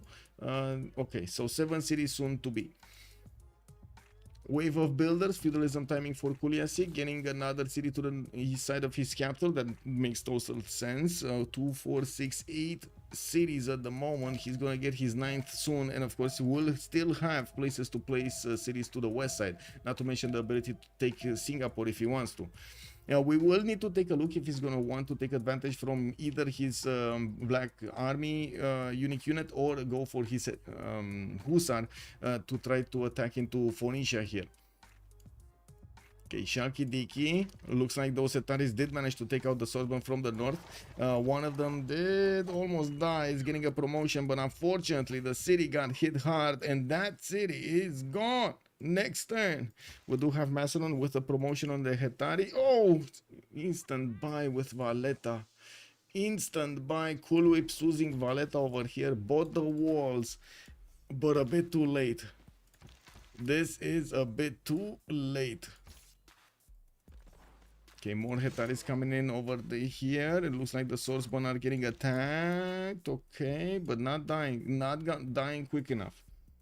It's too late now. He should have made Basilico before the horsey boys. Yes, yeah, I mean he did. He passed his not really that good, only useful for closer range cities. Eric Hoffen, just in time. Yes, sir. Anyone can live a city state. True. Who let Valletta and a cat in the same game? Well, we don't have a cat. We do have Valletta. We don't have a cat.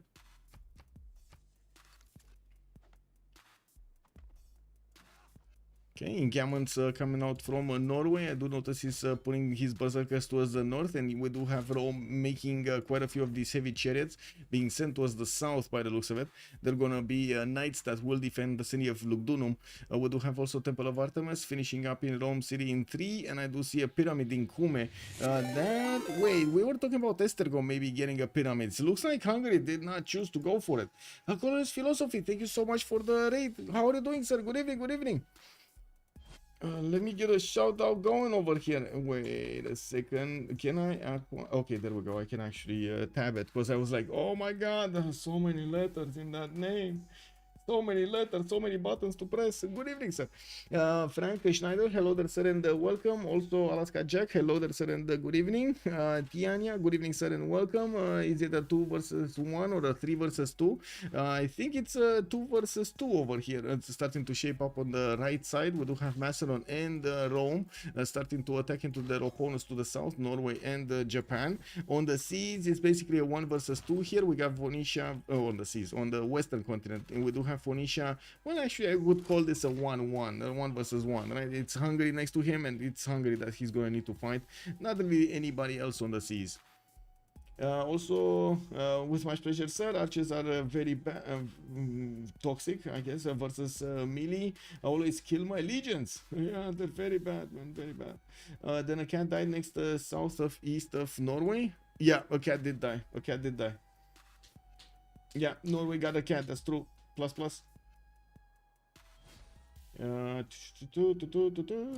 needed to get another unit. Okay, okay. Urek, good evening, sir, and welcome. If I didn't say it, give me a second. Putting back my screen so they can be an incorrect thing. You are not allowed to say that. I don't know what I'm allowed or not allowed to say. This Electra, honestly. I honestly, this is. The rules are so confusing that I have no idea right now. I'm just trying to be as safe as possible. Marvi, is the message just information? I'm happy for you. And well, I don't know, Marvits. I don't know. We're gonna see tomorrow.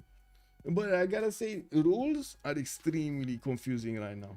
Like we're turning from like maybe some kind of idea of, and I'm not talking about our community, I'm talking in general, like on anything, right? In general, you don't know. You don't know anymore. Who makes the law? Why? The rules? Who make the rules? What's the interaction between the law and the rules? Why is that? What kind of protection? There's like nothing there. Oh my god, man. Anyway, we do have more commercials coming around here from Rome, and I do see he's gonna finish the pyramids finally, while we do have also Hungary on the left side getting those commercials up.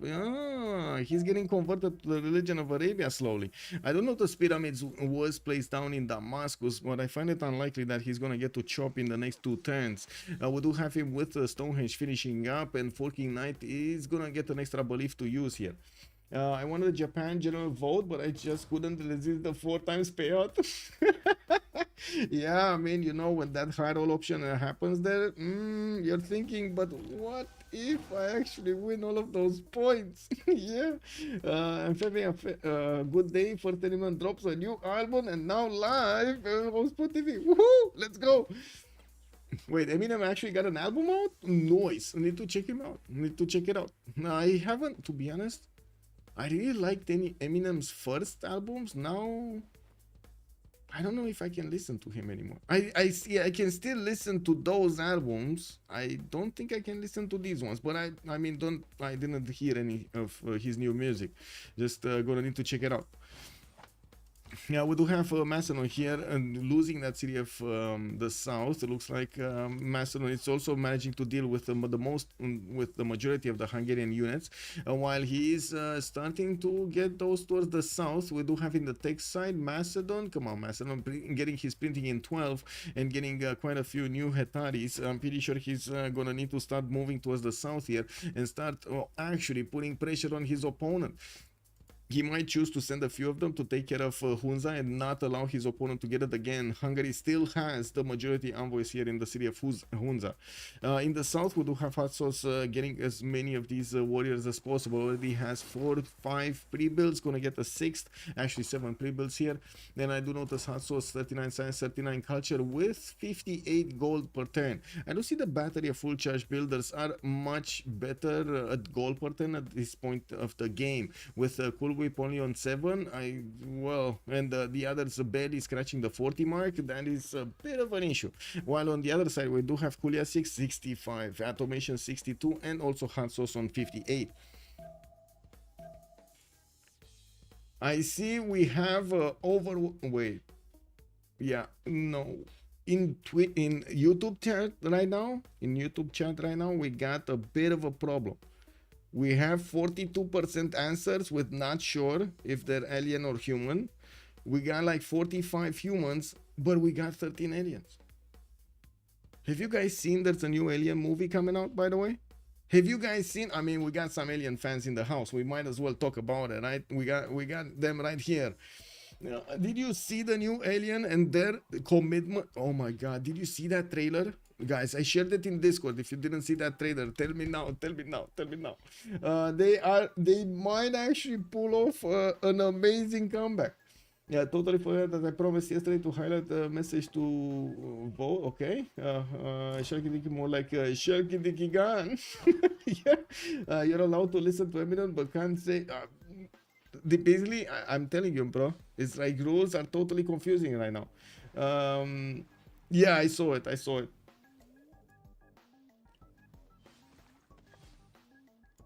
I also saw the critic movies. Oh my god. Well, some part of them.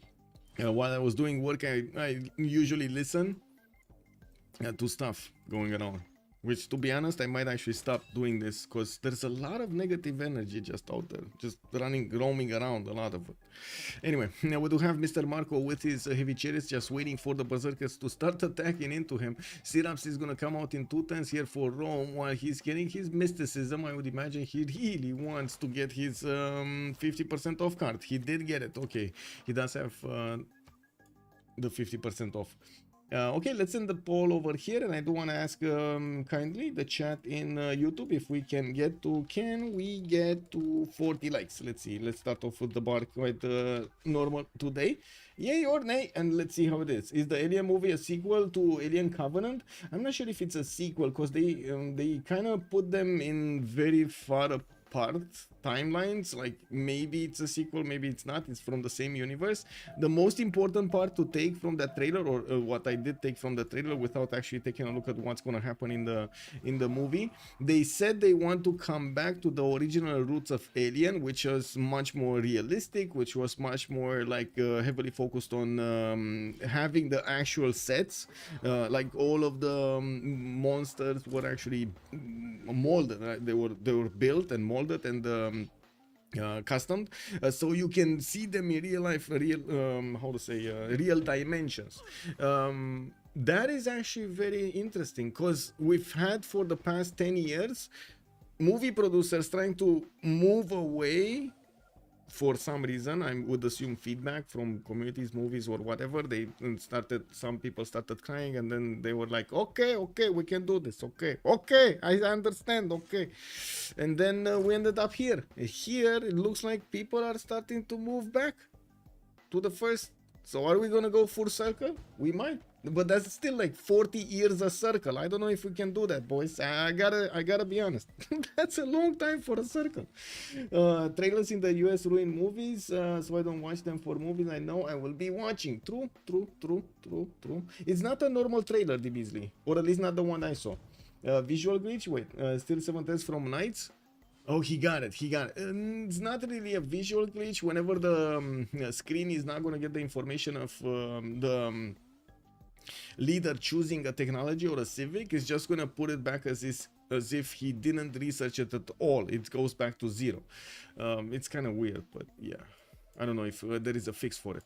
We're also coming very close to the next turn. We got 4 more turns until the next turn, and I do notice, first of all, Coolwip is sending, oh my god, his attack party towards the east side, and looks like he's giving up on his cities here. Well, I do see Japan with the samurai starting to get upgraded. You can imagine he's gonna start marching towards the city of Aigai quite quickly, and he does have the general for the extra move. While Coolwip here is just about to start hitting the city of Drammen, while Norway is getting his encampment training project in there. I'm pretty sure Norway is more interested in doing something about Rome in the north. While on the west side, looks like we do have Hungary just sitting idly by. He's not getting a military. We do have him getting a commercial hub investment in the city of Bura, which is going to be for Ipfadlan. He's going to get that anyway, actually. I do see Rome did manage to pick up Marco Polo on his side, on his team. Okay. I've never watched as many review videos as with this one. Oh, you mean the Acolyte one? What? Yeah. I heard about all of the things over there.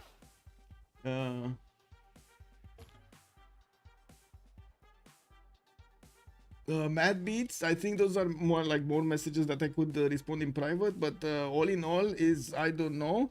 Yes, I'm streaming. I don't know exactly what's gonna happen, when, what, where.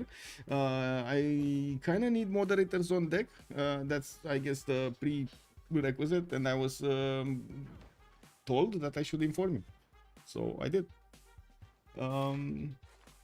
I'm still, of course, gonna try. Like, if things go south really quickly, auto mode is gonna be there, and the slow mode, I still have tools that I can use.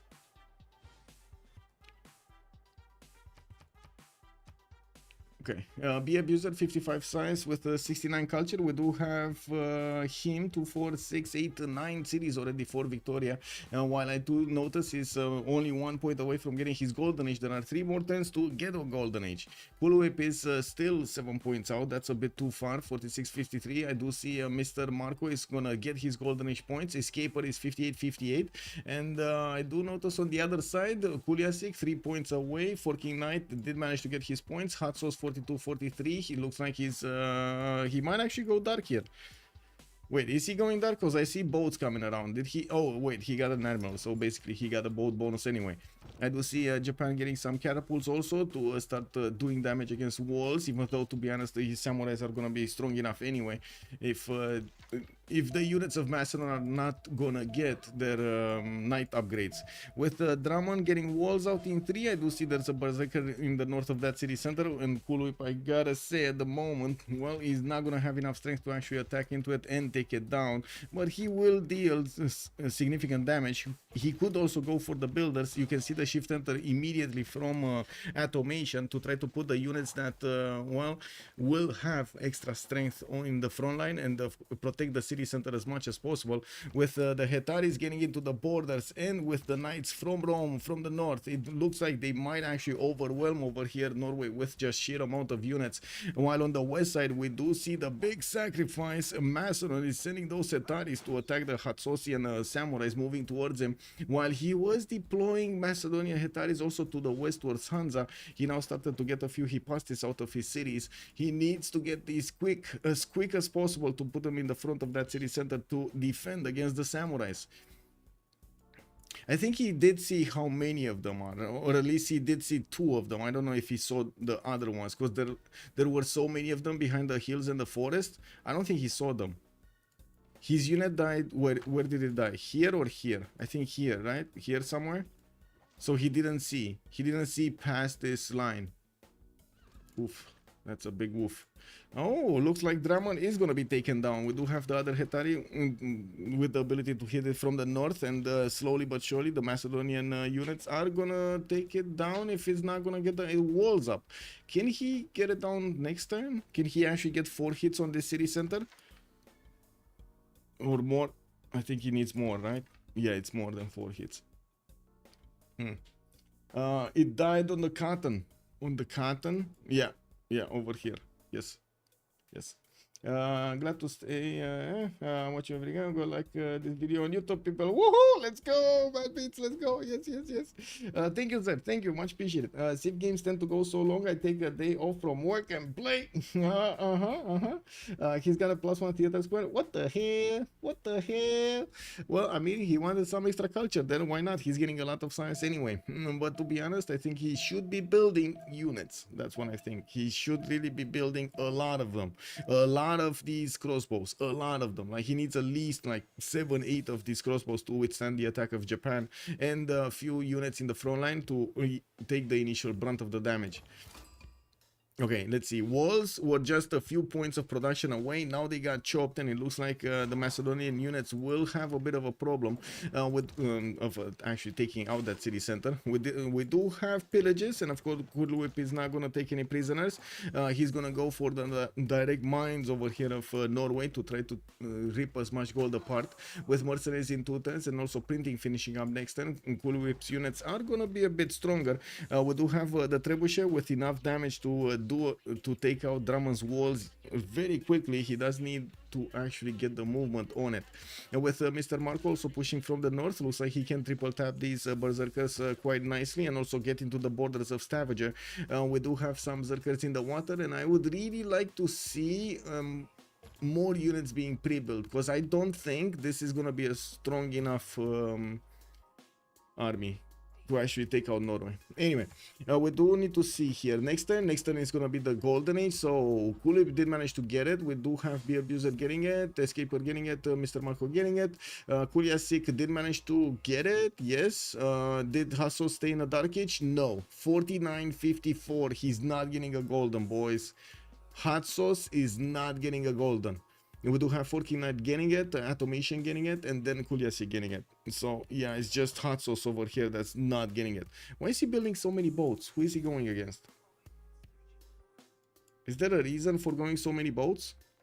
For Japan? Japan? Really? Like, he's so far away from anybody that could actually fight him on the coast. hoTsauce? Okay, does anybody have any idea why he's getting so many boats? hoTsauce.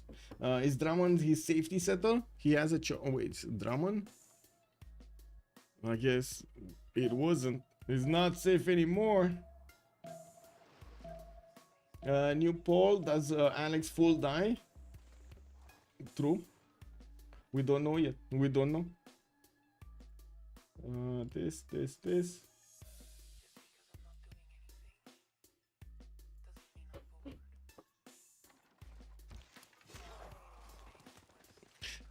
Guys, we need brainstorming. You need to give me an idea for what happens with 1,000,000 points of power. What should happen at 1,000,000 points of power? Should I do something special? Should I give you something special? I don't know. Like, whoa. What needs to happen at 1,000,000 points? Shan, hello there, sir. Just throw ideas over there on Discord or over here in chat, no problem. Just let's talk it out and let's see what can we put on a million. One of my hats, 24-hour stream. I don't know if I can handle a 24-hour stream. I mean, I can keep the stream ongoing for 24 hours, but it's gonna be like move away, move back, and like they need breaks and so on. Yorkshire Brit, actually the hat idea would be nice, but I'm not sure if I could do it. Solo Civ6 stream, let's go. Tour through Bucharest? No, why? I mean, man, I don't know. Maybe you guys don't really see what we see on the media, and we don't see what you see on the media, basically. Napasik has joined the round table. I don't really want to advertise you coming here. It's dangerous. Napisik, thank you so much for the follow.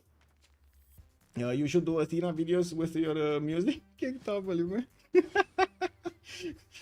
Using Athena over there. Anyway, so I'm just gonna give you an idea, a quick idea. In Romania right now, if you take a pill for a headache, you might get stopped, get a criminal record, and they will take your I would say driver's license away for a headache, for a Nurofen, for a pill. That's it. Imagine that. Yes, it's dangerous. Like, this is dangerous. This is, I'm sorry, there's no other way to say it. Like, you're not allowed to have pain. It will be out of pain because you know, like, what? Unbelievable. Anyway, we do have the pause over here coming around. Let's see. I'm gonna need to vote down the things, and we're gonna have a pause of 2 minutes. Oh, gladly. I really don't want to keep going on that subject. I just needed to get out of my chest. Send hat. I would love to see that as an idea, and I would really love to actually have the ability to buy more hats. Or from where, because that's the problem. No city center buildings, game changer. Yeah. Block city center. I mean, I can't. What? No. This is not. I don't want to move. Anyway, 2 minutes, guys.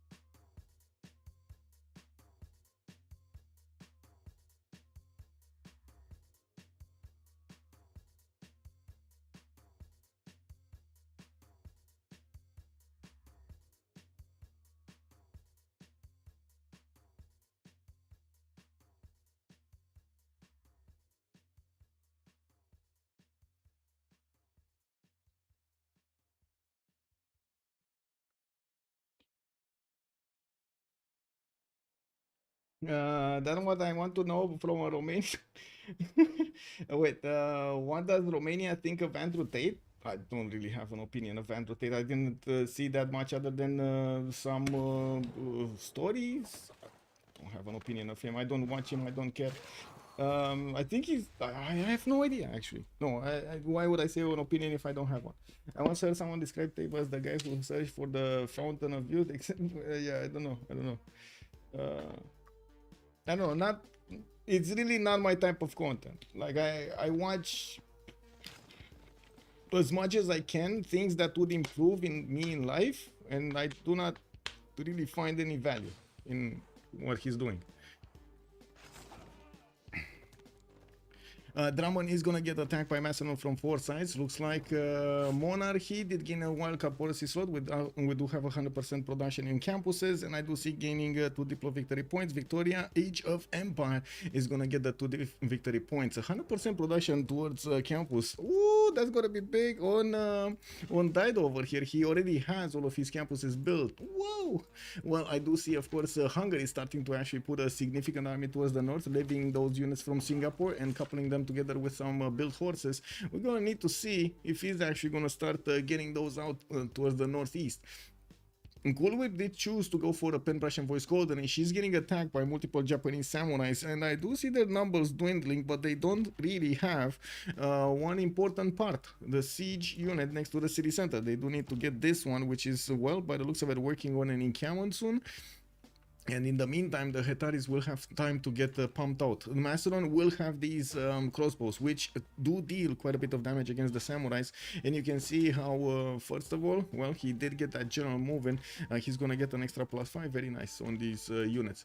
MisterMarco, free inquiry golden age on Rome. He's on 106 science and 61 culture. He is pushing his opponent, and looks like Stavager is getting pumped with walls. I do also notice Norway here with some Zerkers that are low HP, but they are able to withstand a few more attacks here slowly but surely. Dragon did get taken out. MisterMarco did take that city away from Atomation, and as you can see, Atomation is scrambling to actually defend even his capital with the walls. We do have B Abuser, 94 science and 58 culture, 164 production with Victoria Age of Empire. He is getting a lot of cities out there now, starting to build up a few more galleys. We do have him getting in the north a massive fleet, which might actually come to take down Norway and finish off the job. This is the plan by the looks of it, and I think we have our answer. Japan's fleet is deployed to the east. Quite a few galleys are here, and I'm pretty sure he's gonna want to somehow defend this. And well, I think that's a dream. Now, we do have also hoTsauce with Escaper, 166 science and 41 culture. He's on 2, 4, 6, 8, 10 cities, and I do notice he's starting to put down encampments for the ministry from Tyre in one turn, and getting to chop out his libraries there for that extra science. We do have him right now on 172 and 42, and that's a little bit more than Matthias, but not by much. And I would imagine Matthias will have the opportunity to get to hoTsauce really quickly with that science number. What are the city states? I'm gonna just leave them over here a little bit on the screen while I do take a look at chat. Brainrot has 3 Civ simming in background with battery of full charge builders with 2. Not having an opinion of the guy is a luxury I wish I had. Oh, okay. I mean, just don't watch the content. I don't know why you would watch that. I don't know what to say. Why Hungary no pressure, Dido? So, okay. There's a lot of stuff right now on YouTube basically to reinforce anybody's opinion. Right now, I think on YouTube, you do have creators really covering all sides of something. And you're gonna have people just watching what they want to see. That's it. I would really suggest you try to get stuff, like try to learn stuff from YouTube that is actually useful for anything, right? You get some science discoveries, you get some new tech knowledge, you get some insider info from the technology side, and so on and so forth about the equipment you use or something like that. You find somebody that actually is gonna be covering a subject that you like in a way that you like, and so on. Right? That's I think how you need to use it. Now with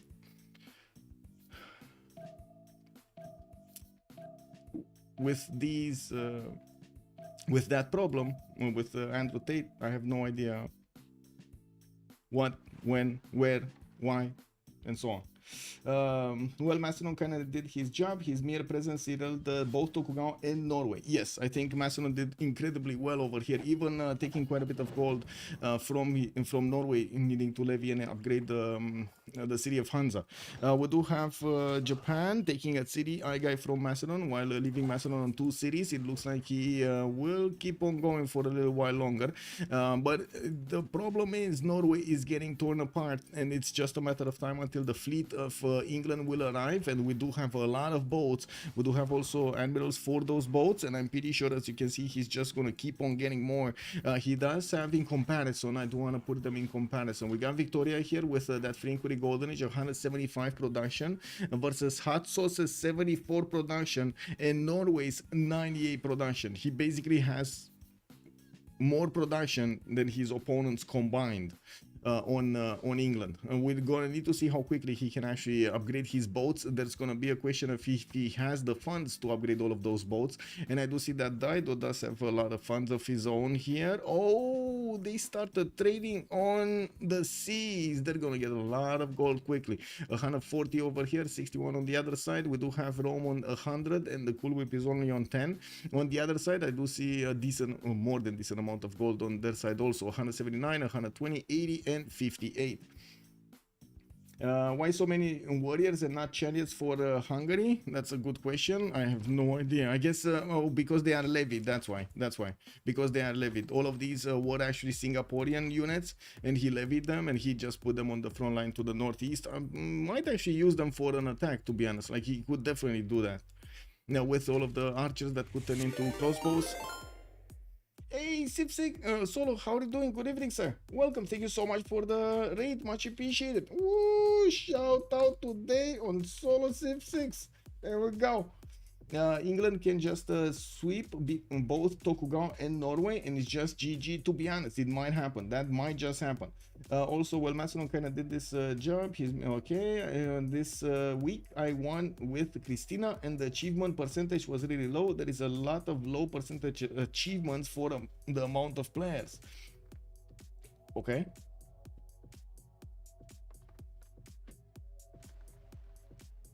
We do have the knight pre-builds coming around from Phoenicia, and I would imagine he's gonna want to put them as quickly as possible to the southwest. A bit unfortunate that he's choosing to defend himself in his borders and not actually putting his army quickly to close out the chokes here. It's better to fight in this area than in his actual territory.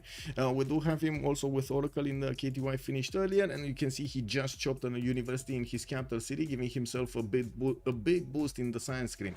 I do want to check out if they did manage to get Hypatia. Yes, Arabia did manage to get Hypatia. Newton is still not up. Hildegard of Bingen is the next one, and it's quite surprising that Arabia did pass on this one. Usually he does like to actually get that extra science on a holy site, or why not? You know, you still have strong ones.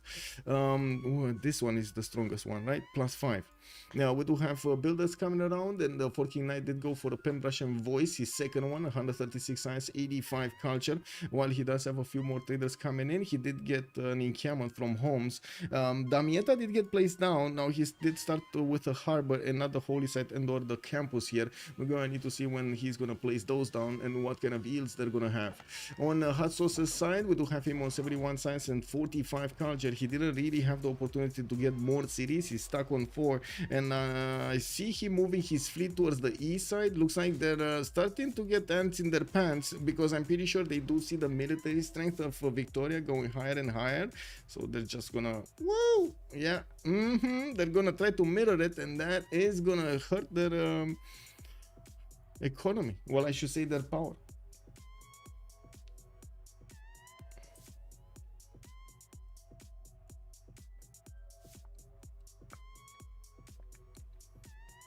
Okay, Norway does have knights. He did manage to fend off the attack of Rome on the city of Stavanger, but he's down a lot of science and a lot of culture.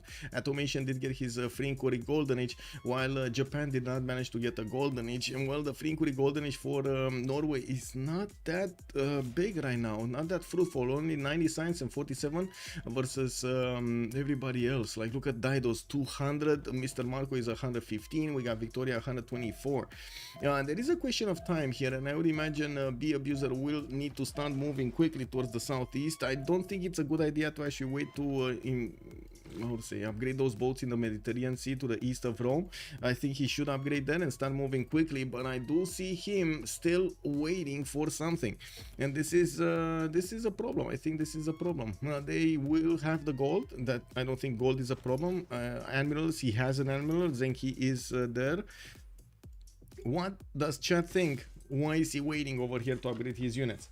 Macedon is dying. I wonder if stalling Japan was enough to let Vicky clean up. That's a good question. I'm waiting for the same thing. Japan is not killing Macedon anymore. We do have the knights upgraded, and Coolwip did manage to get 3 of them. We do have them with enough strength to withstand the attacks of these samurai. It's not happening anymore. The samurais are out-teched. That's it. He only needed a few more turns or a few more units killed, and he would have gotten to the knight. Fun fact about me, I'm the first rank player on Coastal for Civ6. Nice, Matt Bates, way to go. Nice. Uzi Mafioso also can first charge builder really get a culture win with Saladin, or is it late nukes and death bots? That's a, I don't know. I don't know. We'll see. He's quite protected. I do have to say, with Hungary being that big on the Western continent, he's quite protected, but not against nukes in the water. And if England does manage to secure the seas, there isn't that much that Saladin can do to defend off attacks from those nuclear submarines. But it's gonna take a long time to get to submarines. One of the, of course, perks of Victoria is he's gonna get a lot of production later on in the game. You can see him setting it up already. He's even getting a Colosseum set up in the city of London. He did put down an arena, or I should say entertainment complex, and got the arena inside of it. And well, we're just about to find out if he's gonna put down the Colosseum in between that or not. We do have him settling Jokul next to the city, on the city of Leeds, and I do notice he's starting to improve all of those tiles, benefiting from right now 203 production. Escaper is 202 production. On the other side, we do have Kuiliasik 214, while Forking Knight is 156. We do have Atomation on 100, and I do see MisterMarco Rome here will have his 141 points. In the tech side, it does seem like Abuser is going also to get his military engineer first and then go for caravels afterwards. Mercenary is coming out next turn. Did he actually get the caravels? Oh, he did get the cartography. And he is moving forward. Okay, I see. So I think they're starting to actually feel the pressure of upgrading all of this. The problem with upgrading here instead of upgrading here, if you would have had the opportunity here to upgrade 2, 4, 6 boats, over here he's only gonna get to upgrade 2 a turn, and this is gonna cause so much of a drag on his upgrade tempo, unless Rome buys a few more tiles here for him to actually upgrade into, which is kind of, you know, a waste of gold. It's not real. I see. That's like being faster at the Special Olympics. I'm surprised Viking Science is so bad. Is she not freeing? Maybe no one told her about the double adjacency card. Whoa. Actually, he's 163 right now. We do have 1, 2. Yeah, we got both. We got both in. I guess he was missing the harbor one. Yeah, we got both in right now, 163. I left out the other consoles because the Xbox One, I don't know what, Xbox, I guess. PS4, Switch versions apparently crash repeatedly. I see. It's real from now on. It's happening. Deep Beasley said it. It's happening. We got a ranking for the console players.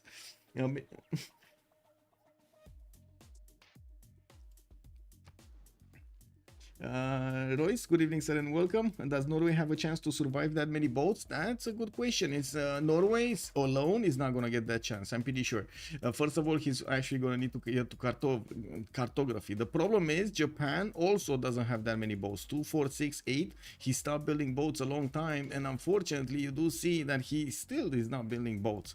So with 6 boats, maybe 11 if you couple them together with Norway, they're gonna need to handle all of these boats of England. All of them. 2, 4, 5, 6, 7, 8, 9, 10, 11, 12, 13, 14, 15, 16, 17, 18, 19, and there's, oh my god, even more are coming. So 20 plus boats are coming from Abuser to go against his opponent. I mean, I gotta say, if I gotta say, I gotta say, this is how you do it. Overwhelming force. Now, put up a poll. Is Matt Beats best player on console? Okay, let's go. Let's put up poll. Matt Beats best. Is Matt Beats best at Civ6 console? Yes or no? That's it. Maybe the stolen upgrading the caravels and keeping that red number low was the 5 head. I clicked and it's calling it out. Rome pops out another coaster. Looks like Rome is not popping out another coaster by the looks of it. Would have been nice.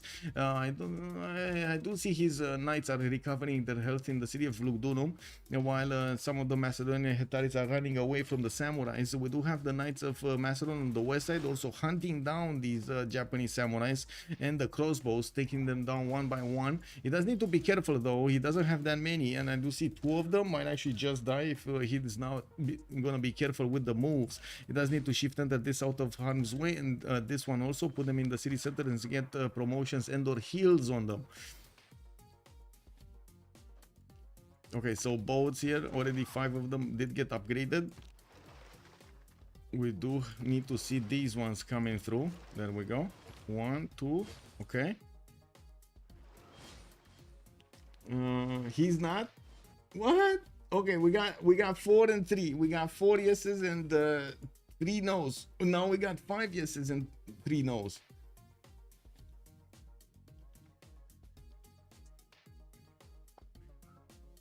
Maybe the stolen upgrading caravels and keeping that red number. Did Macedon escape or he's in trouble? I don't think he's in trouble anymore. No, he's not in trouble anymore. He's actually getting 2 settlers. He didn't manage to push off the majority of the force of Japan. We don't have that many units available for Hansa to upgrade and be, you know, actually useful to attack into Macedon from the west side. And it looks like he got away. He kind of got away, but I don't think Norway is going to get away from this.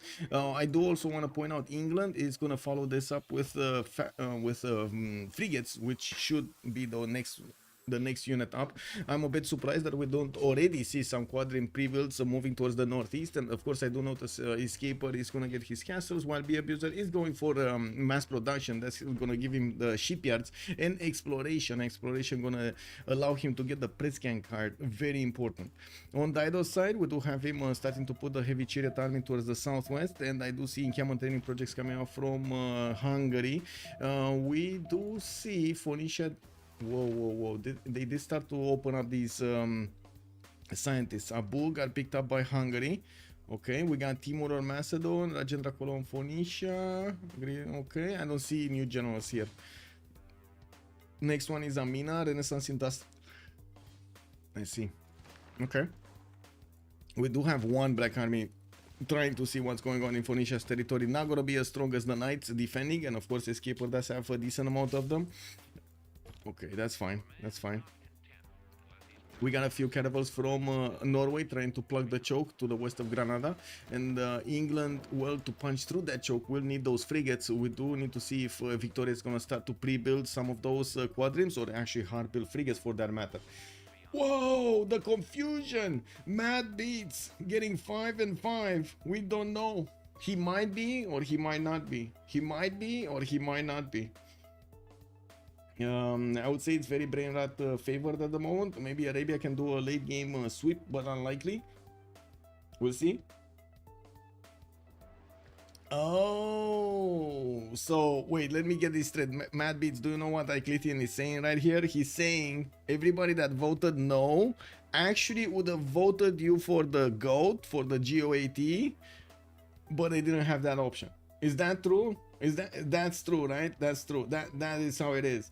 Now, small soldiers already calling out for the 1v1s here. Yeah, let's go. Fight me, bro. Escaper reaching 300 science. We do have Dido with also quite a bit of production, 209. We do see also Be Abuser getting, or about to get 200 on 232 production and about 190 science. We do have, I gotta say, Automation here still struggling to get his 100 science mark. It's good that he did manage to get to caravels. Unfortunately, he would have needed a lot more pre-builds, and I can't really say Japan has a lot of pre-builds either. We do have him hard building a few of his caravels, maybe even using the builders to chop them. Now, while yes, Macedon is still fighting Japan's units in the north, well, I do see a few more samurais are trying to get in there to change the outcome of this war.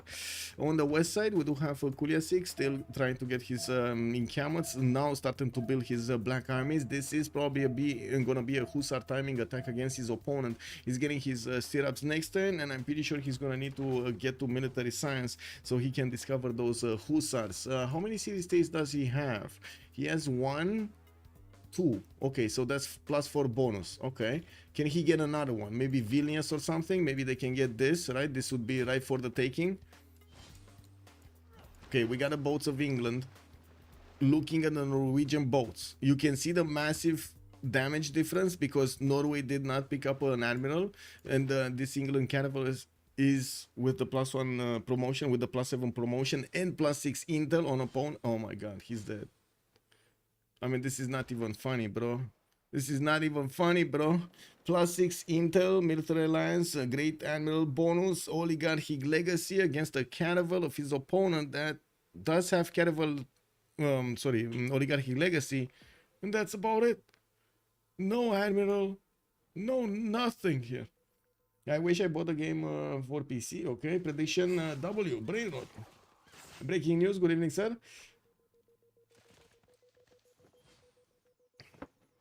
I'm probably skewing that way, gaming Chromebook with a Linux install. Okay. Interesting. Like, to be honest, if there would be a lot more support for Linux from the gaming industry, I'm pretty sure Windows would probably disappear in a few years.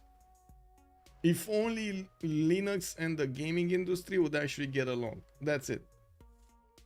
+6 will only last 2 turns. Yeah.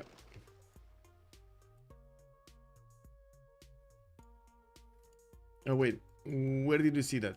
I just realized what you're saying. So he has printing next turn, and you say there is a spy in Rome? Maybe. Maybe there will be a spy in Rome. You think he already got it, or did you see the intelligence agency finished? He got a free spy moving? Maybe. Direct is Monopoly, bro. Yeah, if sure, nobody else can make up. There are companies still using Tortoise and not Git because can't upgrade all systems. There's a gaming platform that's Linux centered. It's kind of an epic, okay, aggregator, but definitely better than wine boxes. I see. I don't know what wine boxes is, but I would assume it's something like Steam, Epic, and so on. And also, you can't really put in the same category Steam and Epic. It's like, I don't know how you can compare them. Other than just giving you some titles, there's nothing on Epic. There's literally nothing on Epic. Wine is an emulator. Oh, I see. Wine is an emulator. I see. Why does England win so hard? Is it just the Intel? Does Norway not have oligarchy? He does have oligarchy. It's the admiral. He doesn't have an admiral. And Norway doesn't have an admiral. He and also the caravel I was pointing at does have an extra +7 from the emblem promotion. The thing is here, England will need 100% will need to get frigates, and I don't know why he's not building a single frigate. Honestly, I don't know why. We got B abuser getting stirrups. Okay. Wait a second. No, he does have niter. Never mind. He does have niter, and he still has quite a few builders. He just doesn't want to build them. He wants to get more builders. He wants to get more of these shipyards finished, but he doesn't want quadrims. And if he's not going to get quadrims, I mean, this push might not actually go through. He's getting slowed down so much that Norway and also Japan will have the chance to keep pumping out more units, trying to get an admiral, for example. Norway is trying to get an admiral. Japan is going to upgrade more boats. And this is just going to turn into a slugfest over here. Instead of having a clean attack against his opponent, be abuser, by delaying that attack for so many turns. He delayed it for like 10 turns, not going to lie. He had this military for so long. He delayed it for so long. And right now, look what's going on. He's getting stopped in the choke point here. At least Microsoft can afford to not enforce its copyright for the operating system. Okay, turns out I don't know what's that. Maybe he's going Sea Dogs. Maybe he's going Sea Dogs, but he's not getting at least one. Oh, finally we got a quadrim. One quadrim in the city of Rapa Nui. I mean, to be honest, I just get 3 more and it's fine. Anyway, what's happening here? Japan's army clumped up. We do have Macedon cleaning up his western side. Still some Hungarian horses. I do notice Macedon is starting to get his safety settlers towards the north and harboring a few more coursers. He is going to try to get another city towards the southeast as well from Pella, and going to try to recover slowly but surely, you know, while his opponents are busy. hoTsauce, as you can see, is getting a wave of quadrants from his cities, trying to actually help out his teammate. He did upgrade most of the caravels and will start moving them towards the north to reinforce these Norwegian ones, while I gotta point out England over here just keeps on getting choked out. Unfortunately, there's no way for him to get clean through, except frigates. He would need frigates. Why does he not have frigates? What are frigates? Wow, he actually stopped. Okay, how is the Hungarian Carthaginian front? Hungarian-Carthaginian front, nothing's moving, basically. Nothing's moving. I don't expect Hungary to move until hussars. That's why I'm not watching here. And look at that. He's actually getting military Science next turn? Yeah.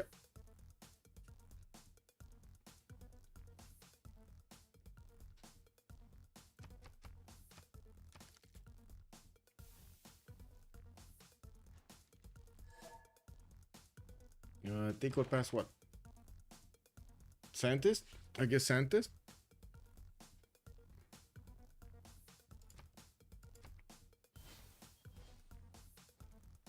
Ooh, England got the Armada Admiral, but that also means Norway did manage to get Sultan. We did have Japan managing to get Ferdinand Magellan. He did get a +3 on his boats, and I do see also Norway. Oh my God, he wasn't on the buttons, and England just got outplayed by Norway. Wow, he even had a message and didn't do it. Be abuser. Focus, my friend. We do have England here getting his builders out. I do see him with more art museums and of course preparing his production in his cities. 261 points of production here for Victoria Age of Empire. We still have 9 months until the next era, so there's definitely time for them to keep getting all of the benefits of this era. Free inquiry especially. We do have some aqueducts starting to be placed down by Arabia, and I do notice he did get that great, great library quite a while ago, and he started upgrading his units towards the northeast with a lot of muskets coming in. So he's gonna have line infantries with hussars and with possible field cannons right after, because I'm pretty sure he has enough science to move from military science extremely quickly towards ballistics on the top 3. Like if he already has gunpowder, he's just 2 techs away from getting ballistics. That means just a few turns for these Hungarian crossbows to just turn into field cannons, and this is gonna be a major problem for Phoenicia. He doesn't even have like half of this army. We do have Phoenicia right now with 350 science. He does have 600 military strength, while Kuiliasik is on 1073. Looking at the techs, I do see Escaper is gonna go for his ballistics, so he's gonna get cuirassiers upgraded soon from these knights. Unfortunately, he only has only a few crossbows, and of course it's gonna take him quite a bit of effort to get to hard build them. I do notice he didn't get a general, while his opponent did manage to get a general. And since we do have the hussar starting to get upgraded, we can see the damage. One single hussar is 82 strength going against a knight 62. Now I would call this an issue. I would really call this an issue. All those crossbows are about to be field cannons. Yes, indeed. Who's building wonders? I would assume Arabia is building wonders. No? Oh, Arabia actually getting in Medina an attack. Okay. So he might actually get an attack going against Phoenicia here at some point. Okay. Well, Forking Knight is 200 science with 123 culture. He did go for a Pembrasian voice this time around, and he just recruited Amina in the city of Homs, teleporting it to Medina or Aleppo actually. Interesting that he didn't actually put it in Medina. Anyway, we did have him getting itinerant preachers. It just spreads to cities 30% further away. And I do see also Catholicism, Zen meditation for stewardship, and stewardship for Phoenicia. I don't think he actually has the opportunity to... Oh, he did manage to actually move it in multiple cities. He got it in Biruta with Moksha, and that actually allowed him to get it in the city of Tyre and KTY also. Very nice, very nice. He's gonna probably convert Cinquetti soon. Carthage in the north, trying to build a forbidden city at the edge of the map, so nobody could see it. That's why. Oh my god, this is... I can't believe this. I cannot believe he got stopped here. I cannot believe this. Wow, wow. And this I'm pretty sure it was all about the timing when he got here. If only he would have gotten here a lot faster. Does Catholicism have a defender? Catholicism, no. Stewardship and Zen meditation. Defender of the faith is on Norway. I tried to install Civ6 when I was a kid on my Pentium 2 system. Didn't work. Oh, okay. I didn't try out. I mean, I don't remember which systems I had to try out which versions, to be honest. I just know Civ6. I started playing it from 5820. 5820K. I just realized with all history knights, woo! Let's go. Yeah. All those crossbows are yes. I thought the title is something fun, and it turns out to be actual team names. Good evening, sir, and welcome. Yes.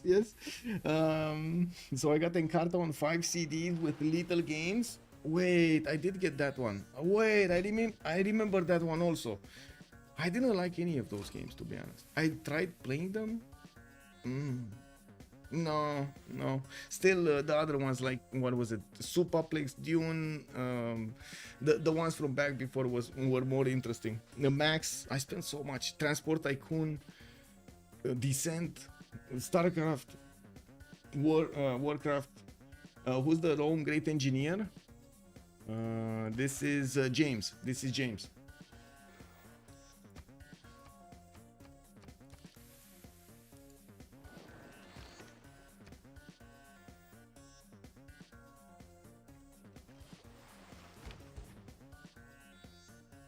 What's happening with Coolwip?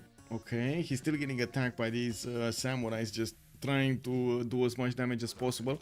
We do have him with some coursers, but I gotta say right now it's looking grim. I don't think he lost the encampment, so he can still at least stay inside there and let the encampment take the brunt of the damage. I'm a bit surprised he's not actually letting that happen. Well, it is what it is. Now we do have more knights coming around, but a bit late, and he did settle the city of Methon towards the northwest. We do have Japan still trying to get his science up, or at least a little bit higher than he is right now, while he's sending a few pre-built frigates to the east side. We have a total amount of 1 quadrime and 1 sea dog moving on the east side towards the south here. Probably gonna get industrialization first, then get the battleship. Yeah. Also, I'm not familiar with teamers, but why would the battery of full charge builders grab Saladin Sultan on this map? That's a very good question, Royce. Very good question. Also, Sprig is telling us, good evening, sir. First of all, it's all about the resupply line. Too far away to fight with caravans, Norway and Japan. Maybe ironclads and battleships. You're talking about England? I don't think it mattered. At this point, I don't think it would have mattered that much, because the timing was to hit the weakest part of your opponent's timing in the build, and hitting the weakest part of the opponent timing in the build was when his opponents were getting under attack heavily by both Rome and Macedon. That was 10 turns before we actually saw these boats get here. That's what I mean. There was quite a discrepancy, and it's not like they didn't have the resources or the text. He did have the resources and the text and the boats pre-built. He just didn't want to move them yet.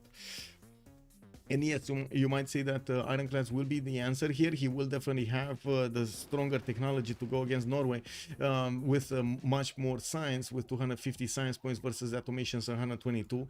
We do need to see if that's actually going to be the way. Battleships are going to definitely go through that choke point like it's butter. It's just delaying, right? That's the problem. It's buying time, and you never know exactly how this goes, because your opponent might just put a unit on every tile, and it's gonna slow you down even more, so somebody else on, you know, the other side of the planet from their team is gonna get the win. And we've seen this happen so many times before. It looks like also Phoenicia does not have the opportunity to fend off attack. We do have Hungary here with a very strong showing going against Escaper.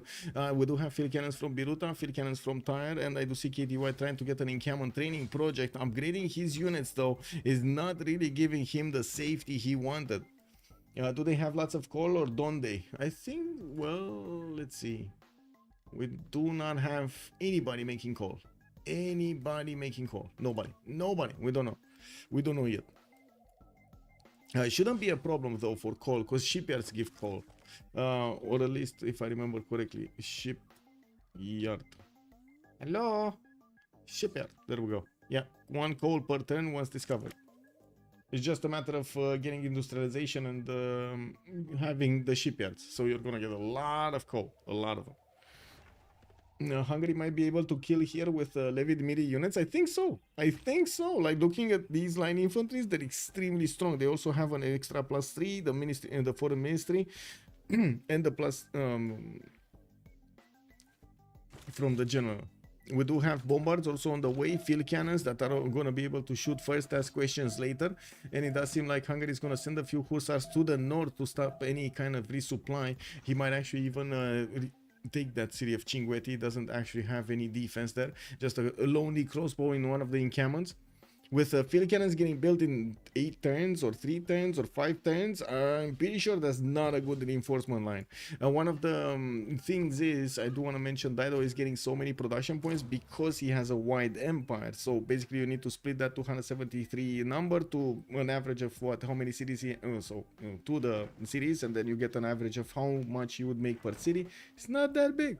It's actually not that big. 2, 4, 6, 8, 10 cities over here. What, 27 production for 0.3 on average on a city? It's not that big.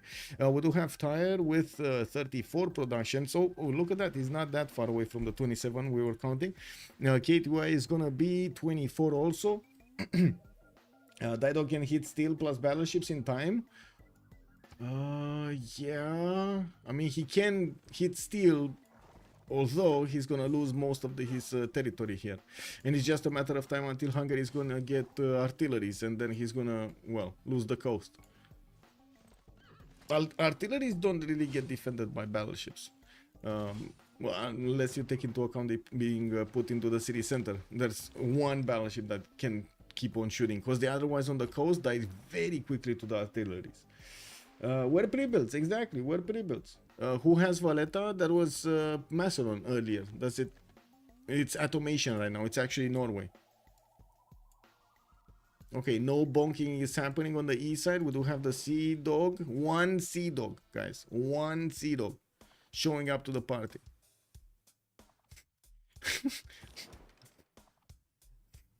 Oh, man. I was thinking, you know, oh, what was it? There was a movie, but I think it was something with the Planet of the Apes or something. But anyway, imagine there's a mission, right? You need to break a brick wall. You need to break it. You need to go through it.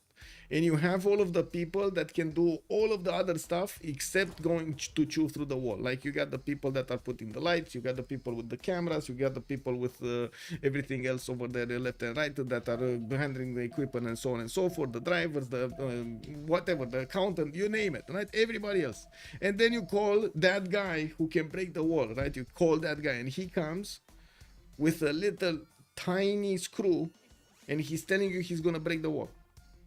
This is basically like that Sea Dog right here. Is that one guy going through all of these big muscles, big scary machines, and that one Sea Dog over there. Hi, can I play? You know, Rome or England need to settle that island. Yes, somebody needs to get in here. Somebody really needs to get in here. We do have cabs coming around from Rome, and I do see he's moving James St. George back to his cities. Kilvakis Ivani in London, and of course factories are coming in. Oh, wait a second, we got another screwdriver. We do have another frigate coming out from Sheffield. Okay, I mean that's a total of 3 ranged units. Yeah, that's big. England will be hitting industrialization. It's going to get big. Yeah, he already got it. He's getting big, very big over here. We do see him 400 production already, 100 points almost above Matthias Corvinus. Biggest problem is Escaper here. Yes, he does have the text, but we're pre-builds, and it doesn't seem like he's going to hit tanks with any of his cuirassiers alive, and this is going to be a significant problem. Escaper is going to need to get steel. He has refining, and he's going to need to get combustion after. At the rate of his cuirassiers dying, he might not have these next 4 turns.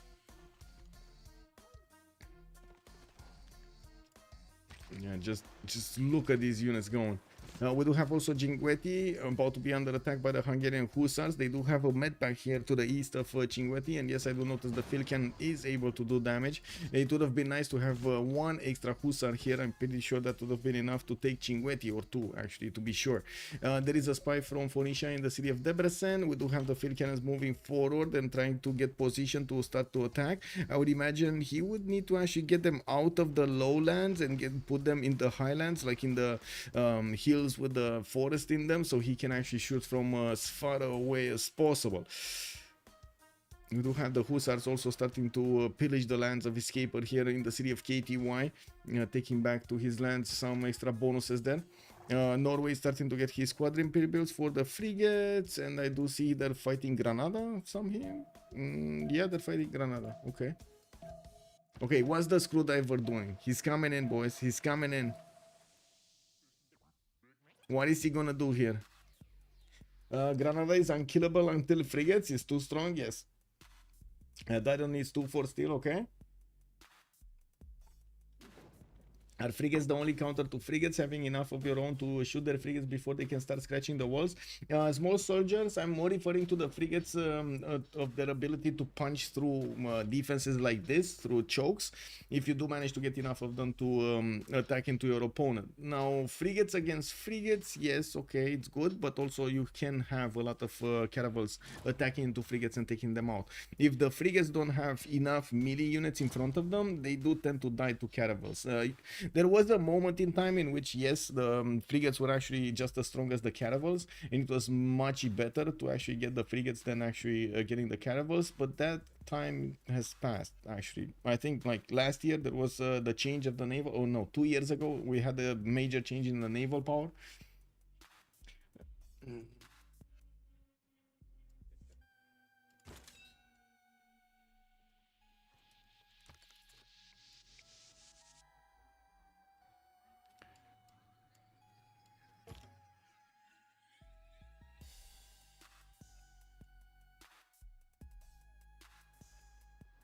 Okay, factories in London gonna finish next turn, and he's building them in the other cities. He still didn't actually put down Colosseum, which is kind of a surprise. Did Colosseum get built anywhere? I didn't see it in Hungary's territory. In Arabia's territory. I didn't see it in Hungary's territory either. I didn't see it anywhere. So no. Oh my God, what's happening here? So Phoenicia over here does still have the city of Tyre intact. He's gonna get it to finish steel walls next turn, but his government platform will get pillaged. A lot of pillages will be done, and we do need to see if Kuiliasik is gonna manage to do enough damage to those steel walls with the field cannons. I seriously doubt it, but he's still gonna get to move against it. We do need to see if he's gonna start building up some more bombards, and of course also connect that pathway towards the city of Tyre. Do also notice we got cav attacks from the east. We do have Arabia showing up with quite a cav array of units here towards the city of KTY, getting into the borders to pillage as many tiles as possible, while Phoenicia did deploy 1 cuirass here to the south. It looks like it's not even close to having enough damage to take on the cav of Arabia. Yeah, we do have Arabia also putting a few more units in the southeast of Medina in the water. Looks like he's gonna want to get a navy of his own, sending a settler there to connect that. Very big brain. I like this. Very big brain. He's getting the pre-built field over here, and then he's gonna get another city and let them loose on the map in the Gulf of Aden. Thing is, Dido is so wide that she can get derailed and still be annoying to Hungary. Yeah. Yes, and yes. I mean, at the moment, Dido is very valuable for its gold per turn. We're going to need to see if later on in the game he's going to manage to keep his cities here, even if he's going to be pushed out of the coast. Like 1, 2, 3, 4, 5, 6 cities are still available for him on the outside. I'm pretty sure those will be valuable points. I'm not that convinced Dido later on in the game is gonna actually have the ability to do that much against Hungary here. They both have a decent amount of science and production. Now Escaper is 400 versus Kuiliasik is 260, but that's gonna soon finish. We're gonna need to see the actual numbers soon enough. Right side, do we have any movement? No. Oh my God, Norwegian frigate armada, Norwegian frigate fleet coming in here. Let's actually see. Oh, the caravels are gonna take a whooping. We do have finally some more frigates coming out from England. And looking at his techs, his military science in 110, civil engineering 3, while Rome is going to get his industrialization. Rome did not have the pleasure of attacking into the Norwegian cities another time, and I do see him managing to get to 200 science and 103 culture with 228 production.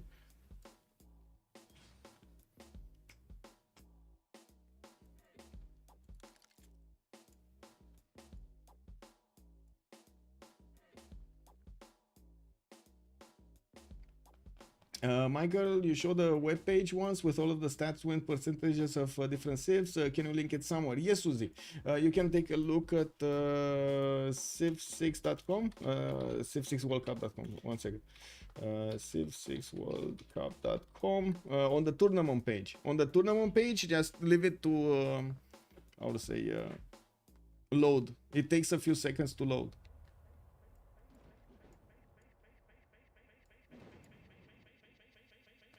That's from the CWC, by the way. Those are the stats from the CWC.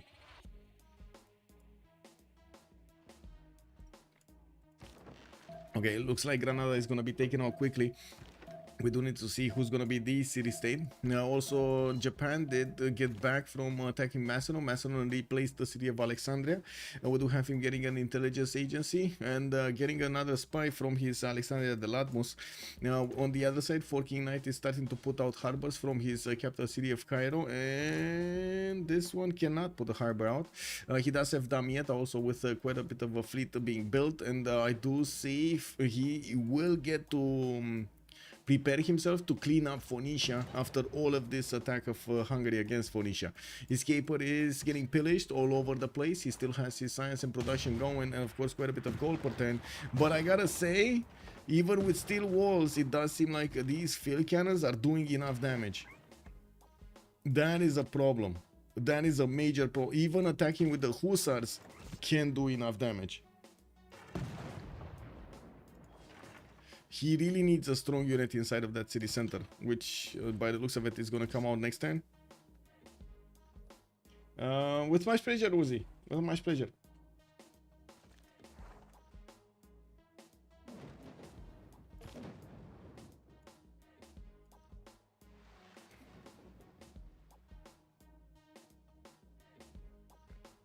Okay, we got coal power plants in Birmingham. We do have London with frigates. I do see shipyards in Hull. We do have builders coming around here from England, and also spies coming out from Pella. And well, we did talk about this. I'm actually quite curious how Macedon is going to try to use his spies. I don't think he's going to want to try to use them as in getting Diplo visibility. I think he's going to be more concentrated on siphoning gold, for example. We'll see. We shall see. With the units, the range units of England starting to appear on the front line, we will finally get to see an ability of England to actually do some damage, some meaningful damage against these boats.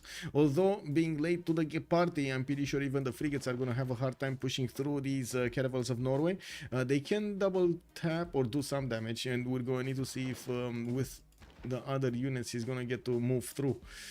If only he would have had those at the moment in time he needed them.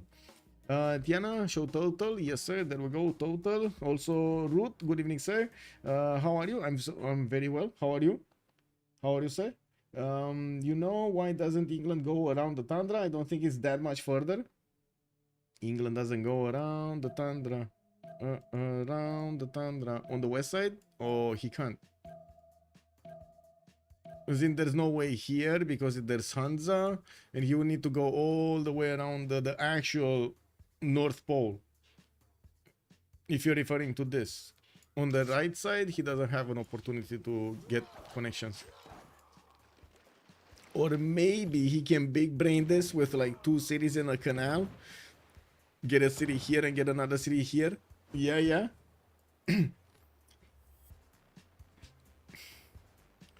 How is the CPL going? Pretty well. We do have the tilted axis map shown on the screen here, and as you can see, we got on the right side the meetup of the 3 different navies on one side. On the we do have Norway and Japan coupling their navies together to hold England back, and on this side we did have B Abuser coming in with a lot of caravels, but he didn't have ranged units, so he couldn't really push anywhere. They were just, he got here and he was just staring. It was a staring match against these caravels. And when Atomation didn't move because of he got stared down, he didn't have anything to do anymore. So he went back to his cities. There was an ice flow on the west side of the pole. Ice flow on the west side of the pole. Here. No. Even if you get past Hansa, you don't have to go all the way around. Oh, and there's another block. Yeah. 2-3 blocks over here. What happened to everyone's size? Free inquiry lost? Yes. We just finished the era, so we do have them in the next era with Dark Age, Dark Age, Dark Age, Dark Age, Dark Age, Golden Age, and 2 Dark Ages. Looks like Kuiliasik and Forking Knight did both manage to get their Golden Ages. I do see Dido didn't lose that much science. He's still on 330 and 274 production. Kuiliasik will need quite a few more points here. We do have Arabia starting to get the pillages. Tanks upgraded in the cities of Phoenicia, and of course these hussars are still doing damage. The city's defense did go up significantly, and now the hussars don't have that much damage to do. Unfortunately, they take way too much on return. So it seems like Phoenicia, well, will get pillaged, will get burned, but it's not gonna lose his cities.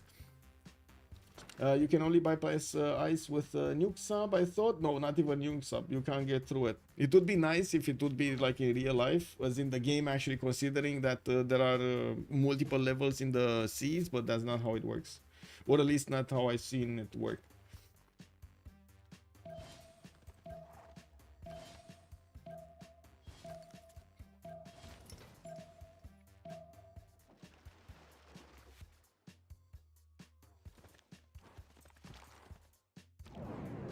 Okay, so we're gonna get to vote here, and then we're gonna get to have a pause of 2 minutes.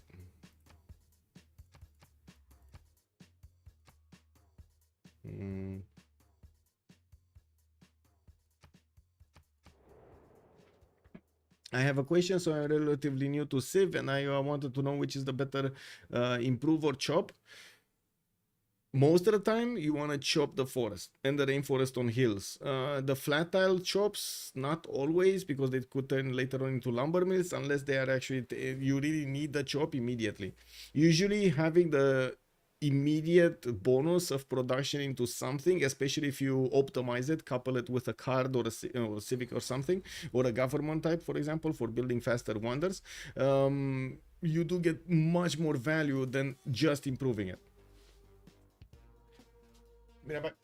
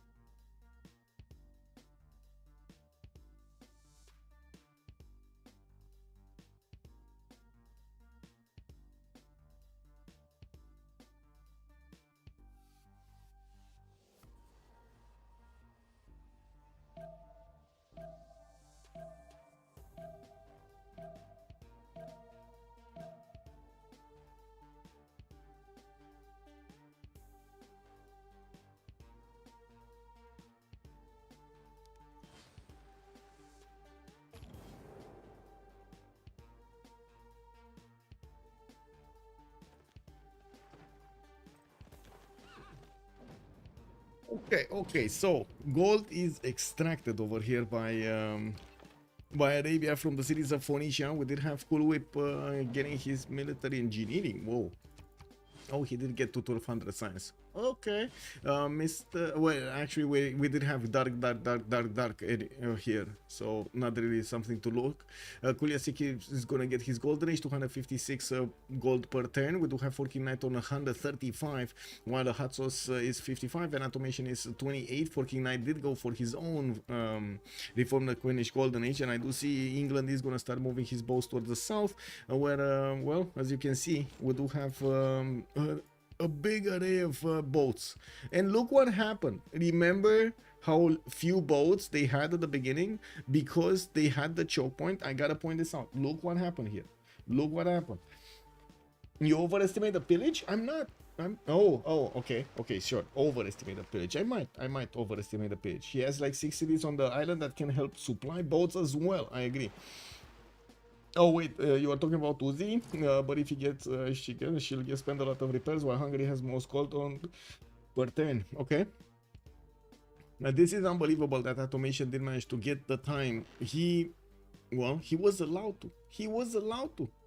In the Congress, we did have Faith, minus 25 cost. I was thinking, that's why I didn't want to put Faith over there or production, because I was thinking about this. They're going to pick up Faith for Arabia to get some. Turtles also do grant amenities here, duplicates, and Victoria will gain 2 Diplo victory points. Didn't she get 2 Congresses in a row? No. Wait. They got some. No, she did. It's 9 out of 20 for Be Abuser. And Victoria cannot really be touched. We're going to need to see if he's going to pump out one of his holy sites for Mahabodhi Temple, Statue of Liberty, for the Golden Age, for the Diplo victory here. Of course, if he does manage to get, 5 points from that, Potala Palace is going to be... Can he even get Potala Palace? Oh, he doesn't have a mountain. He doesn't have a mountain for Potala. Well, that's unfortunate. And still, he can get the 5 points from the other one and 6 from Noble, so that would put him on 15. He might even get the victory next era if he's putting a bit of concentration on this. We do have the Ironclads upgraded, and these guys look like they're gonna do massive amounts of damage to Norway. Looks like we do have them starting to upgrade in the city borders of Rome, which did get to buy these tiles out on the east side. Kume might actually need to get the same thing done here. 1, 2, 3 can be... No, 1, 2 can be bought. This one is too far away. With more frigates coming in, and with Be Abuser having the ability to go for refining right now to get his battleships, you do see he's starting to get nationalism in 4 turns. So soon he's gonna have fleet ironclads going against Norway. Norway Atomation going for siege tactics, gonna get a nationalism in 7 turns. While I do notice hoTsauce is barely getting ballistics. 3 turns also for Grandmaster Chapel to finish in the capital city of Norway. She has like, okay, Japan conquered Granada for the fleet kill. Dang!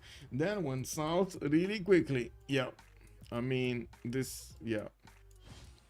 The Ironclads though, the Ironclads are going to be strong by the looks of it. They're going to be strong enough to push through Atomation's line of defense and of course keep chewing through Japan's also, even if they do have admirals. Ferdinand Magellan did not get popped, and I do see Lascarina Bulina with Zenki are available here. Lascarina Bulina is industrial modern one, so the Ironclads are there. Okay.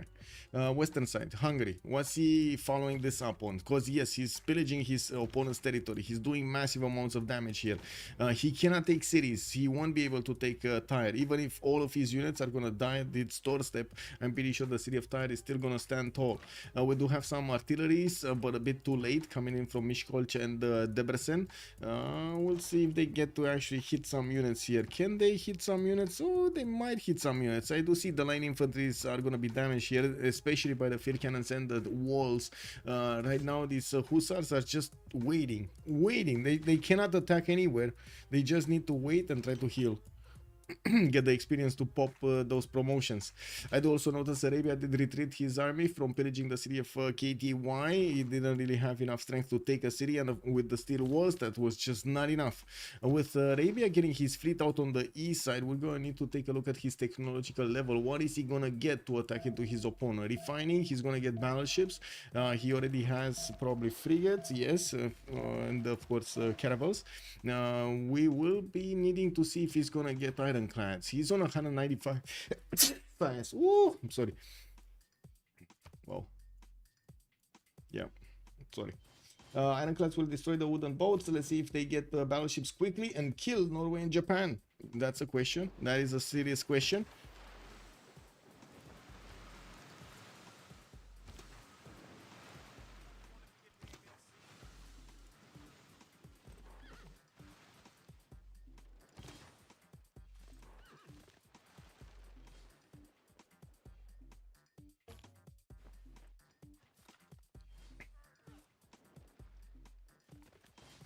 Ruth also, I'm waiting on an answer for a master's degree scholarship in Romania. I really hope I can get it. Got any advice about the life in Romania? I think you picked the wrong country, sir. You really don't want to come to Romania. You really don't want to come to Romania. Really don't want to come to Romania. I'm sorry to say it. I'm Romanian and I should be, how to say, saying good things. I cannot. Zero. I cannot. Like, there's... where do you want to go to scholarship? I can at least give you some, I guess, maybe, if it's in Bucharest, because I know Bucharest.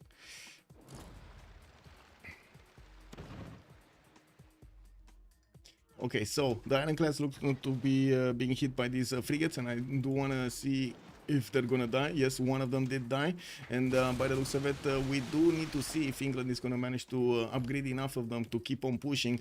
Japan and Norway will want to do as much as they can here. Come on, Michael, let the man make his own experience. I mean, I'm not...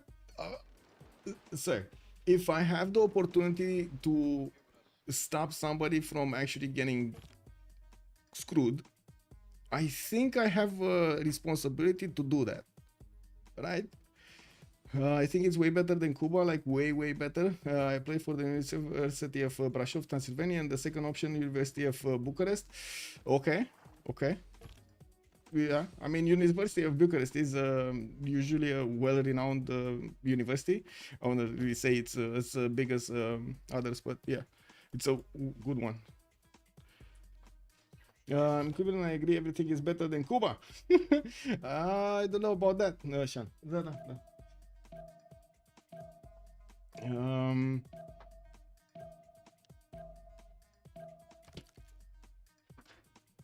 Oh well.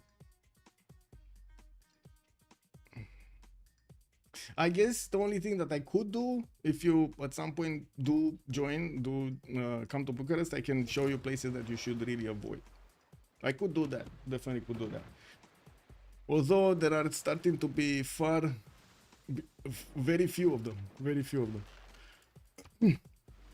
I can say with absolute certainty that Cuba is the worst country in the world, no doubt about that. I mean, I can't say yes or no to that, man. You know more about that. I have no experience with that. I think it's just that time came again when no one with positive IQ would say my country is perfect place to live. You should come here. Morio, you're not wrong. Good evening, sir. But to be honest, when you're talking about personal safety and trust in the law system,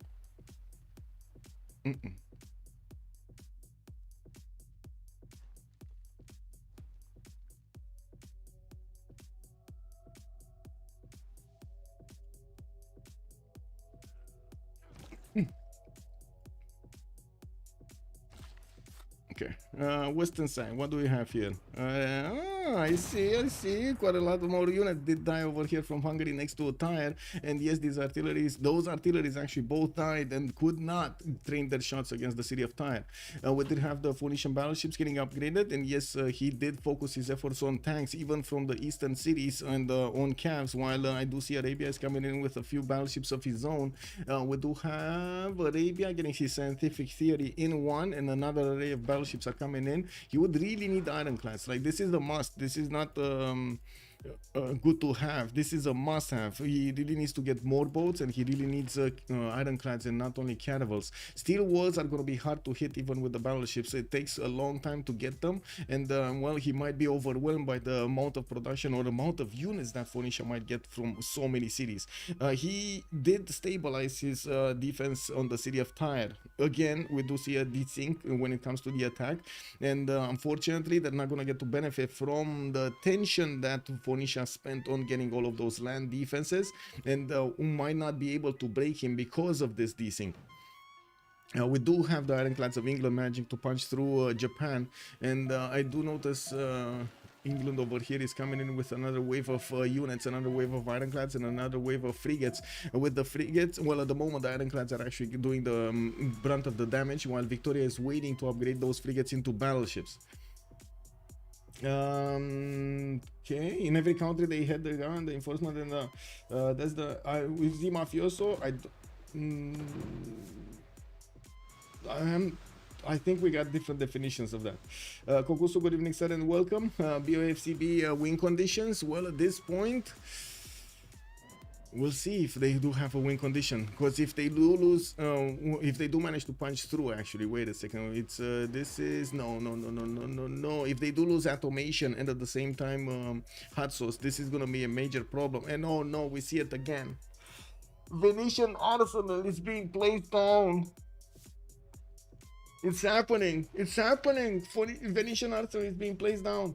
They don't have one. Yeah.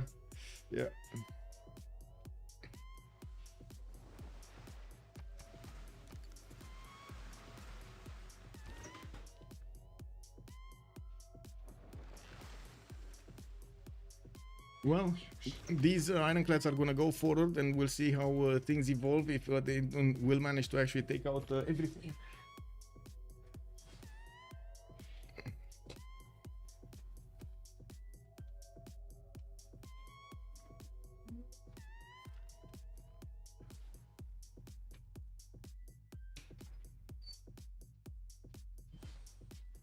I need to close the door. I'm sorry. Coming back in a sec.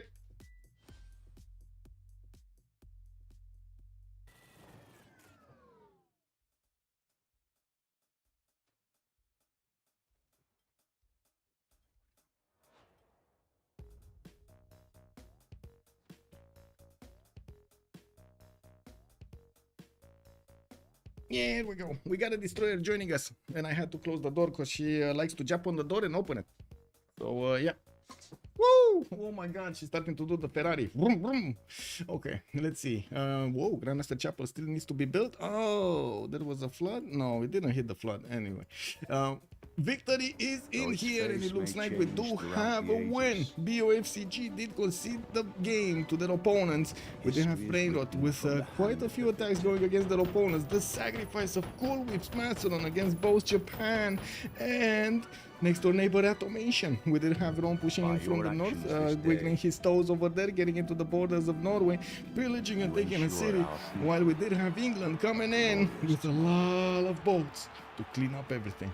On the left side, Dido has been valiantly fighting against Hungary, which could not break him until he got the steel walls. We're gonna need a few seconds here for them to join on the post-game chat, and we're gonna hear also from the players their opinion about this game. Brainrot won, didn't they? Yeah, they did. I think they did. Yeah, Escaper did put the GG. Wait. Does not. Wait, who did put the GG? Because I see the first GG well played is from Escaper. I would imagine BOFCG got this because Atomation and Japan were fallen. Yeah. I stole the invasion against Macedon plus the failed invasion against Dido. Basically, took away a BOFCG. Yeah.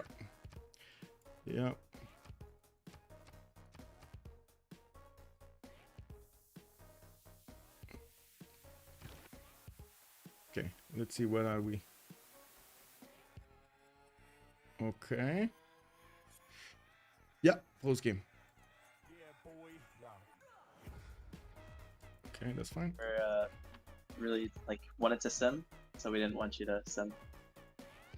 No, I mean I just don't like Highlands overall. It's not even because it's like simming, it's just because I don't like it. And we kind of wanted tilted, but we wanted anything naval, honestly, because I think that's why we started going down the line banning the navals, and then it was like, haha, you're either going to play classic or you're going to play naval. So, we took the naval. The position is a bit unfortunate as well. Like, you have Macedon with 2 navals, and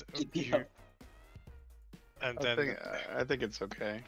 That was wasn't the okay issue. too. I mean, that's typical for tilted. I mean, you just kind of have to take the matchups as you find it. No, but insert Macedon on the other island, then it would have been absolutely fine. I mean, if Macedon is on the other island, then it's Hungary and. Can you show me I think we should. I think the situation that we were in, we should have been advantaged because 2v3 is easier to win than 2v1. Yeah.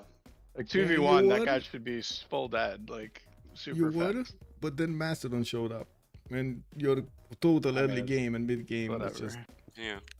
Yeah. Hungary did a really good good job in pressuring. Yeah, the Hunza, like, Not, Oh not, yeah. song- Oh I yeah. fucked up. I fucked up so much on Dido. I didn't realize how slow I was. No, I I was wanted talking to take about the Singapore. city-state.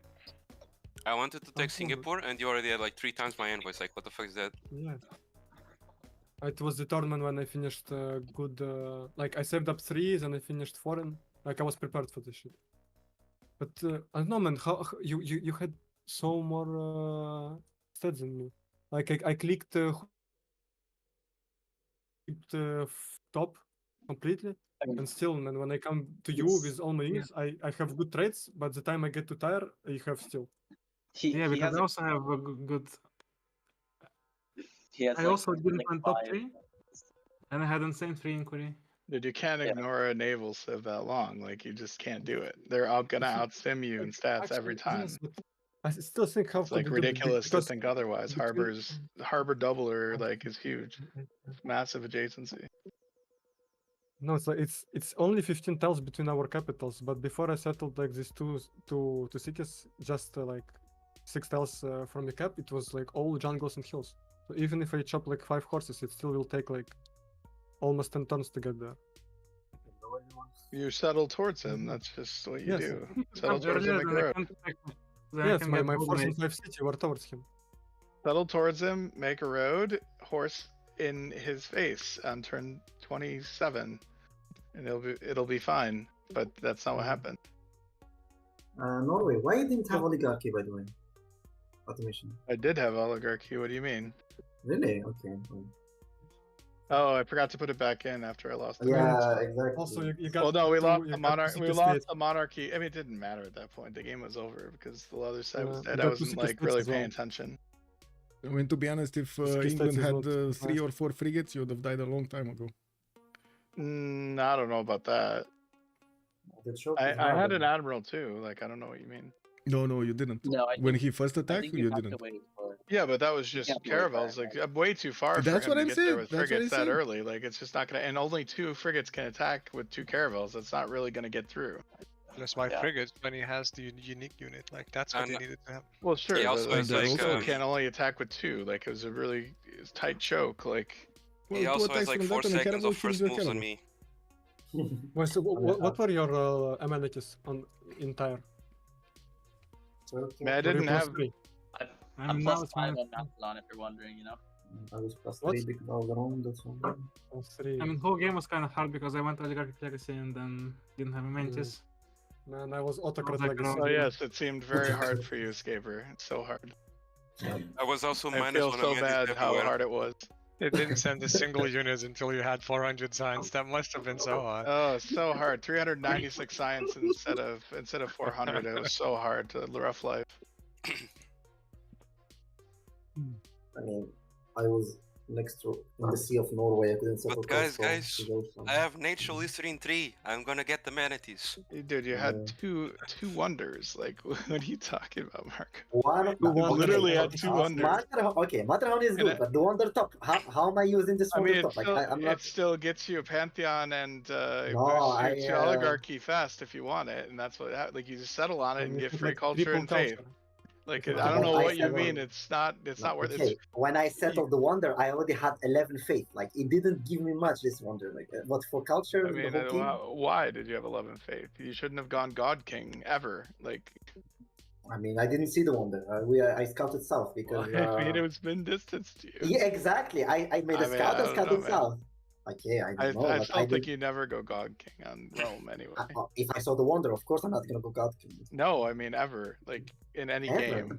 No, Oh. not in Rome. You can get into autocracy so fast, and then you easily get Pantheon. I wanted city patron. That's why. I didn't. Well, you didn't get it, so Of course I didn't. But God of War and Plunder, it gives me something. So. Yeah. I think, man, I shouldn't anyway. build courses, but I should have played like for coursers. Just click coursers and go with coursers in Singapore. That could be good.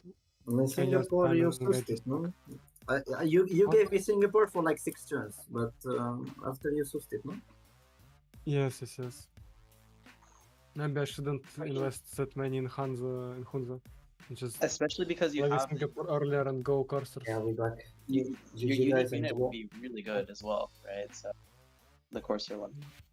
Yes, like the cursor plus, like I would have +8, +6 on every black army because of. Well, also like 8 city ancestral hold. That's also pretty bad. That's very Yes, inefficient. like, It's really Yes. bad. man, it's How- actually did you guys expensive have, just to fuck up my managers. Did you guys have any pocket CSs? No. Vilnius, I guess. I guess Vilnius. Ratusa for some time.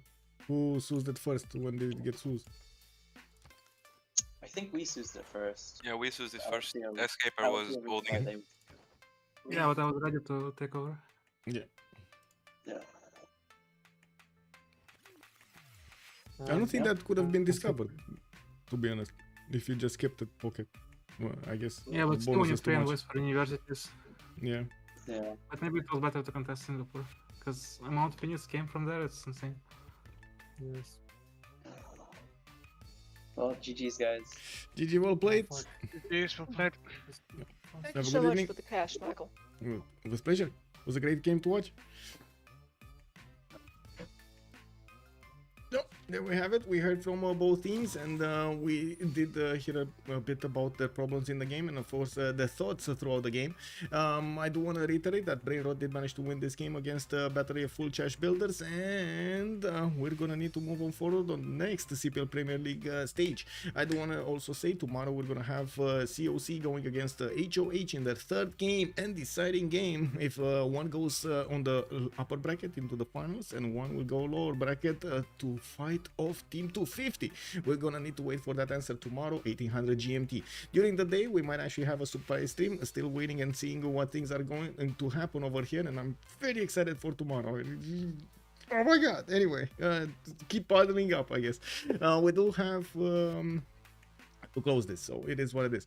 Have a great evening, everybody. I do want to say thank you so much for the follows, for the gifts, and of course for your support, the continued support of the channel. Much appreciated, sirs. You basically are putting bread on my table. If you're watching this on YouTube, thank you so much also for joining, and I do hope you enjoyed the show. Don't forget to leave a like and subscribe below, and of course if you do want to know more about this, about the Civilization 6 multiplayer scene, or about strategies being played out in the game, or why that is happening, or something else, just feel free to leave a comment down below in the comment section. It does help me out with the algorithm, so just say stuff over there, just put comments. Thank you so much for everything, and let's see each other tomorrow. Bye bye.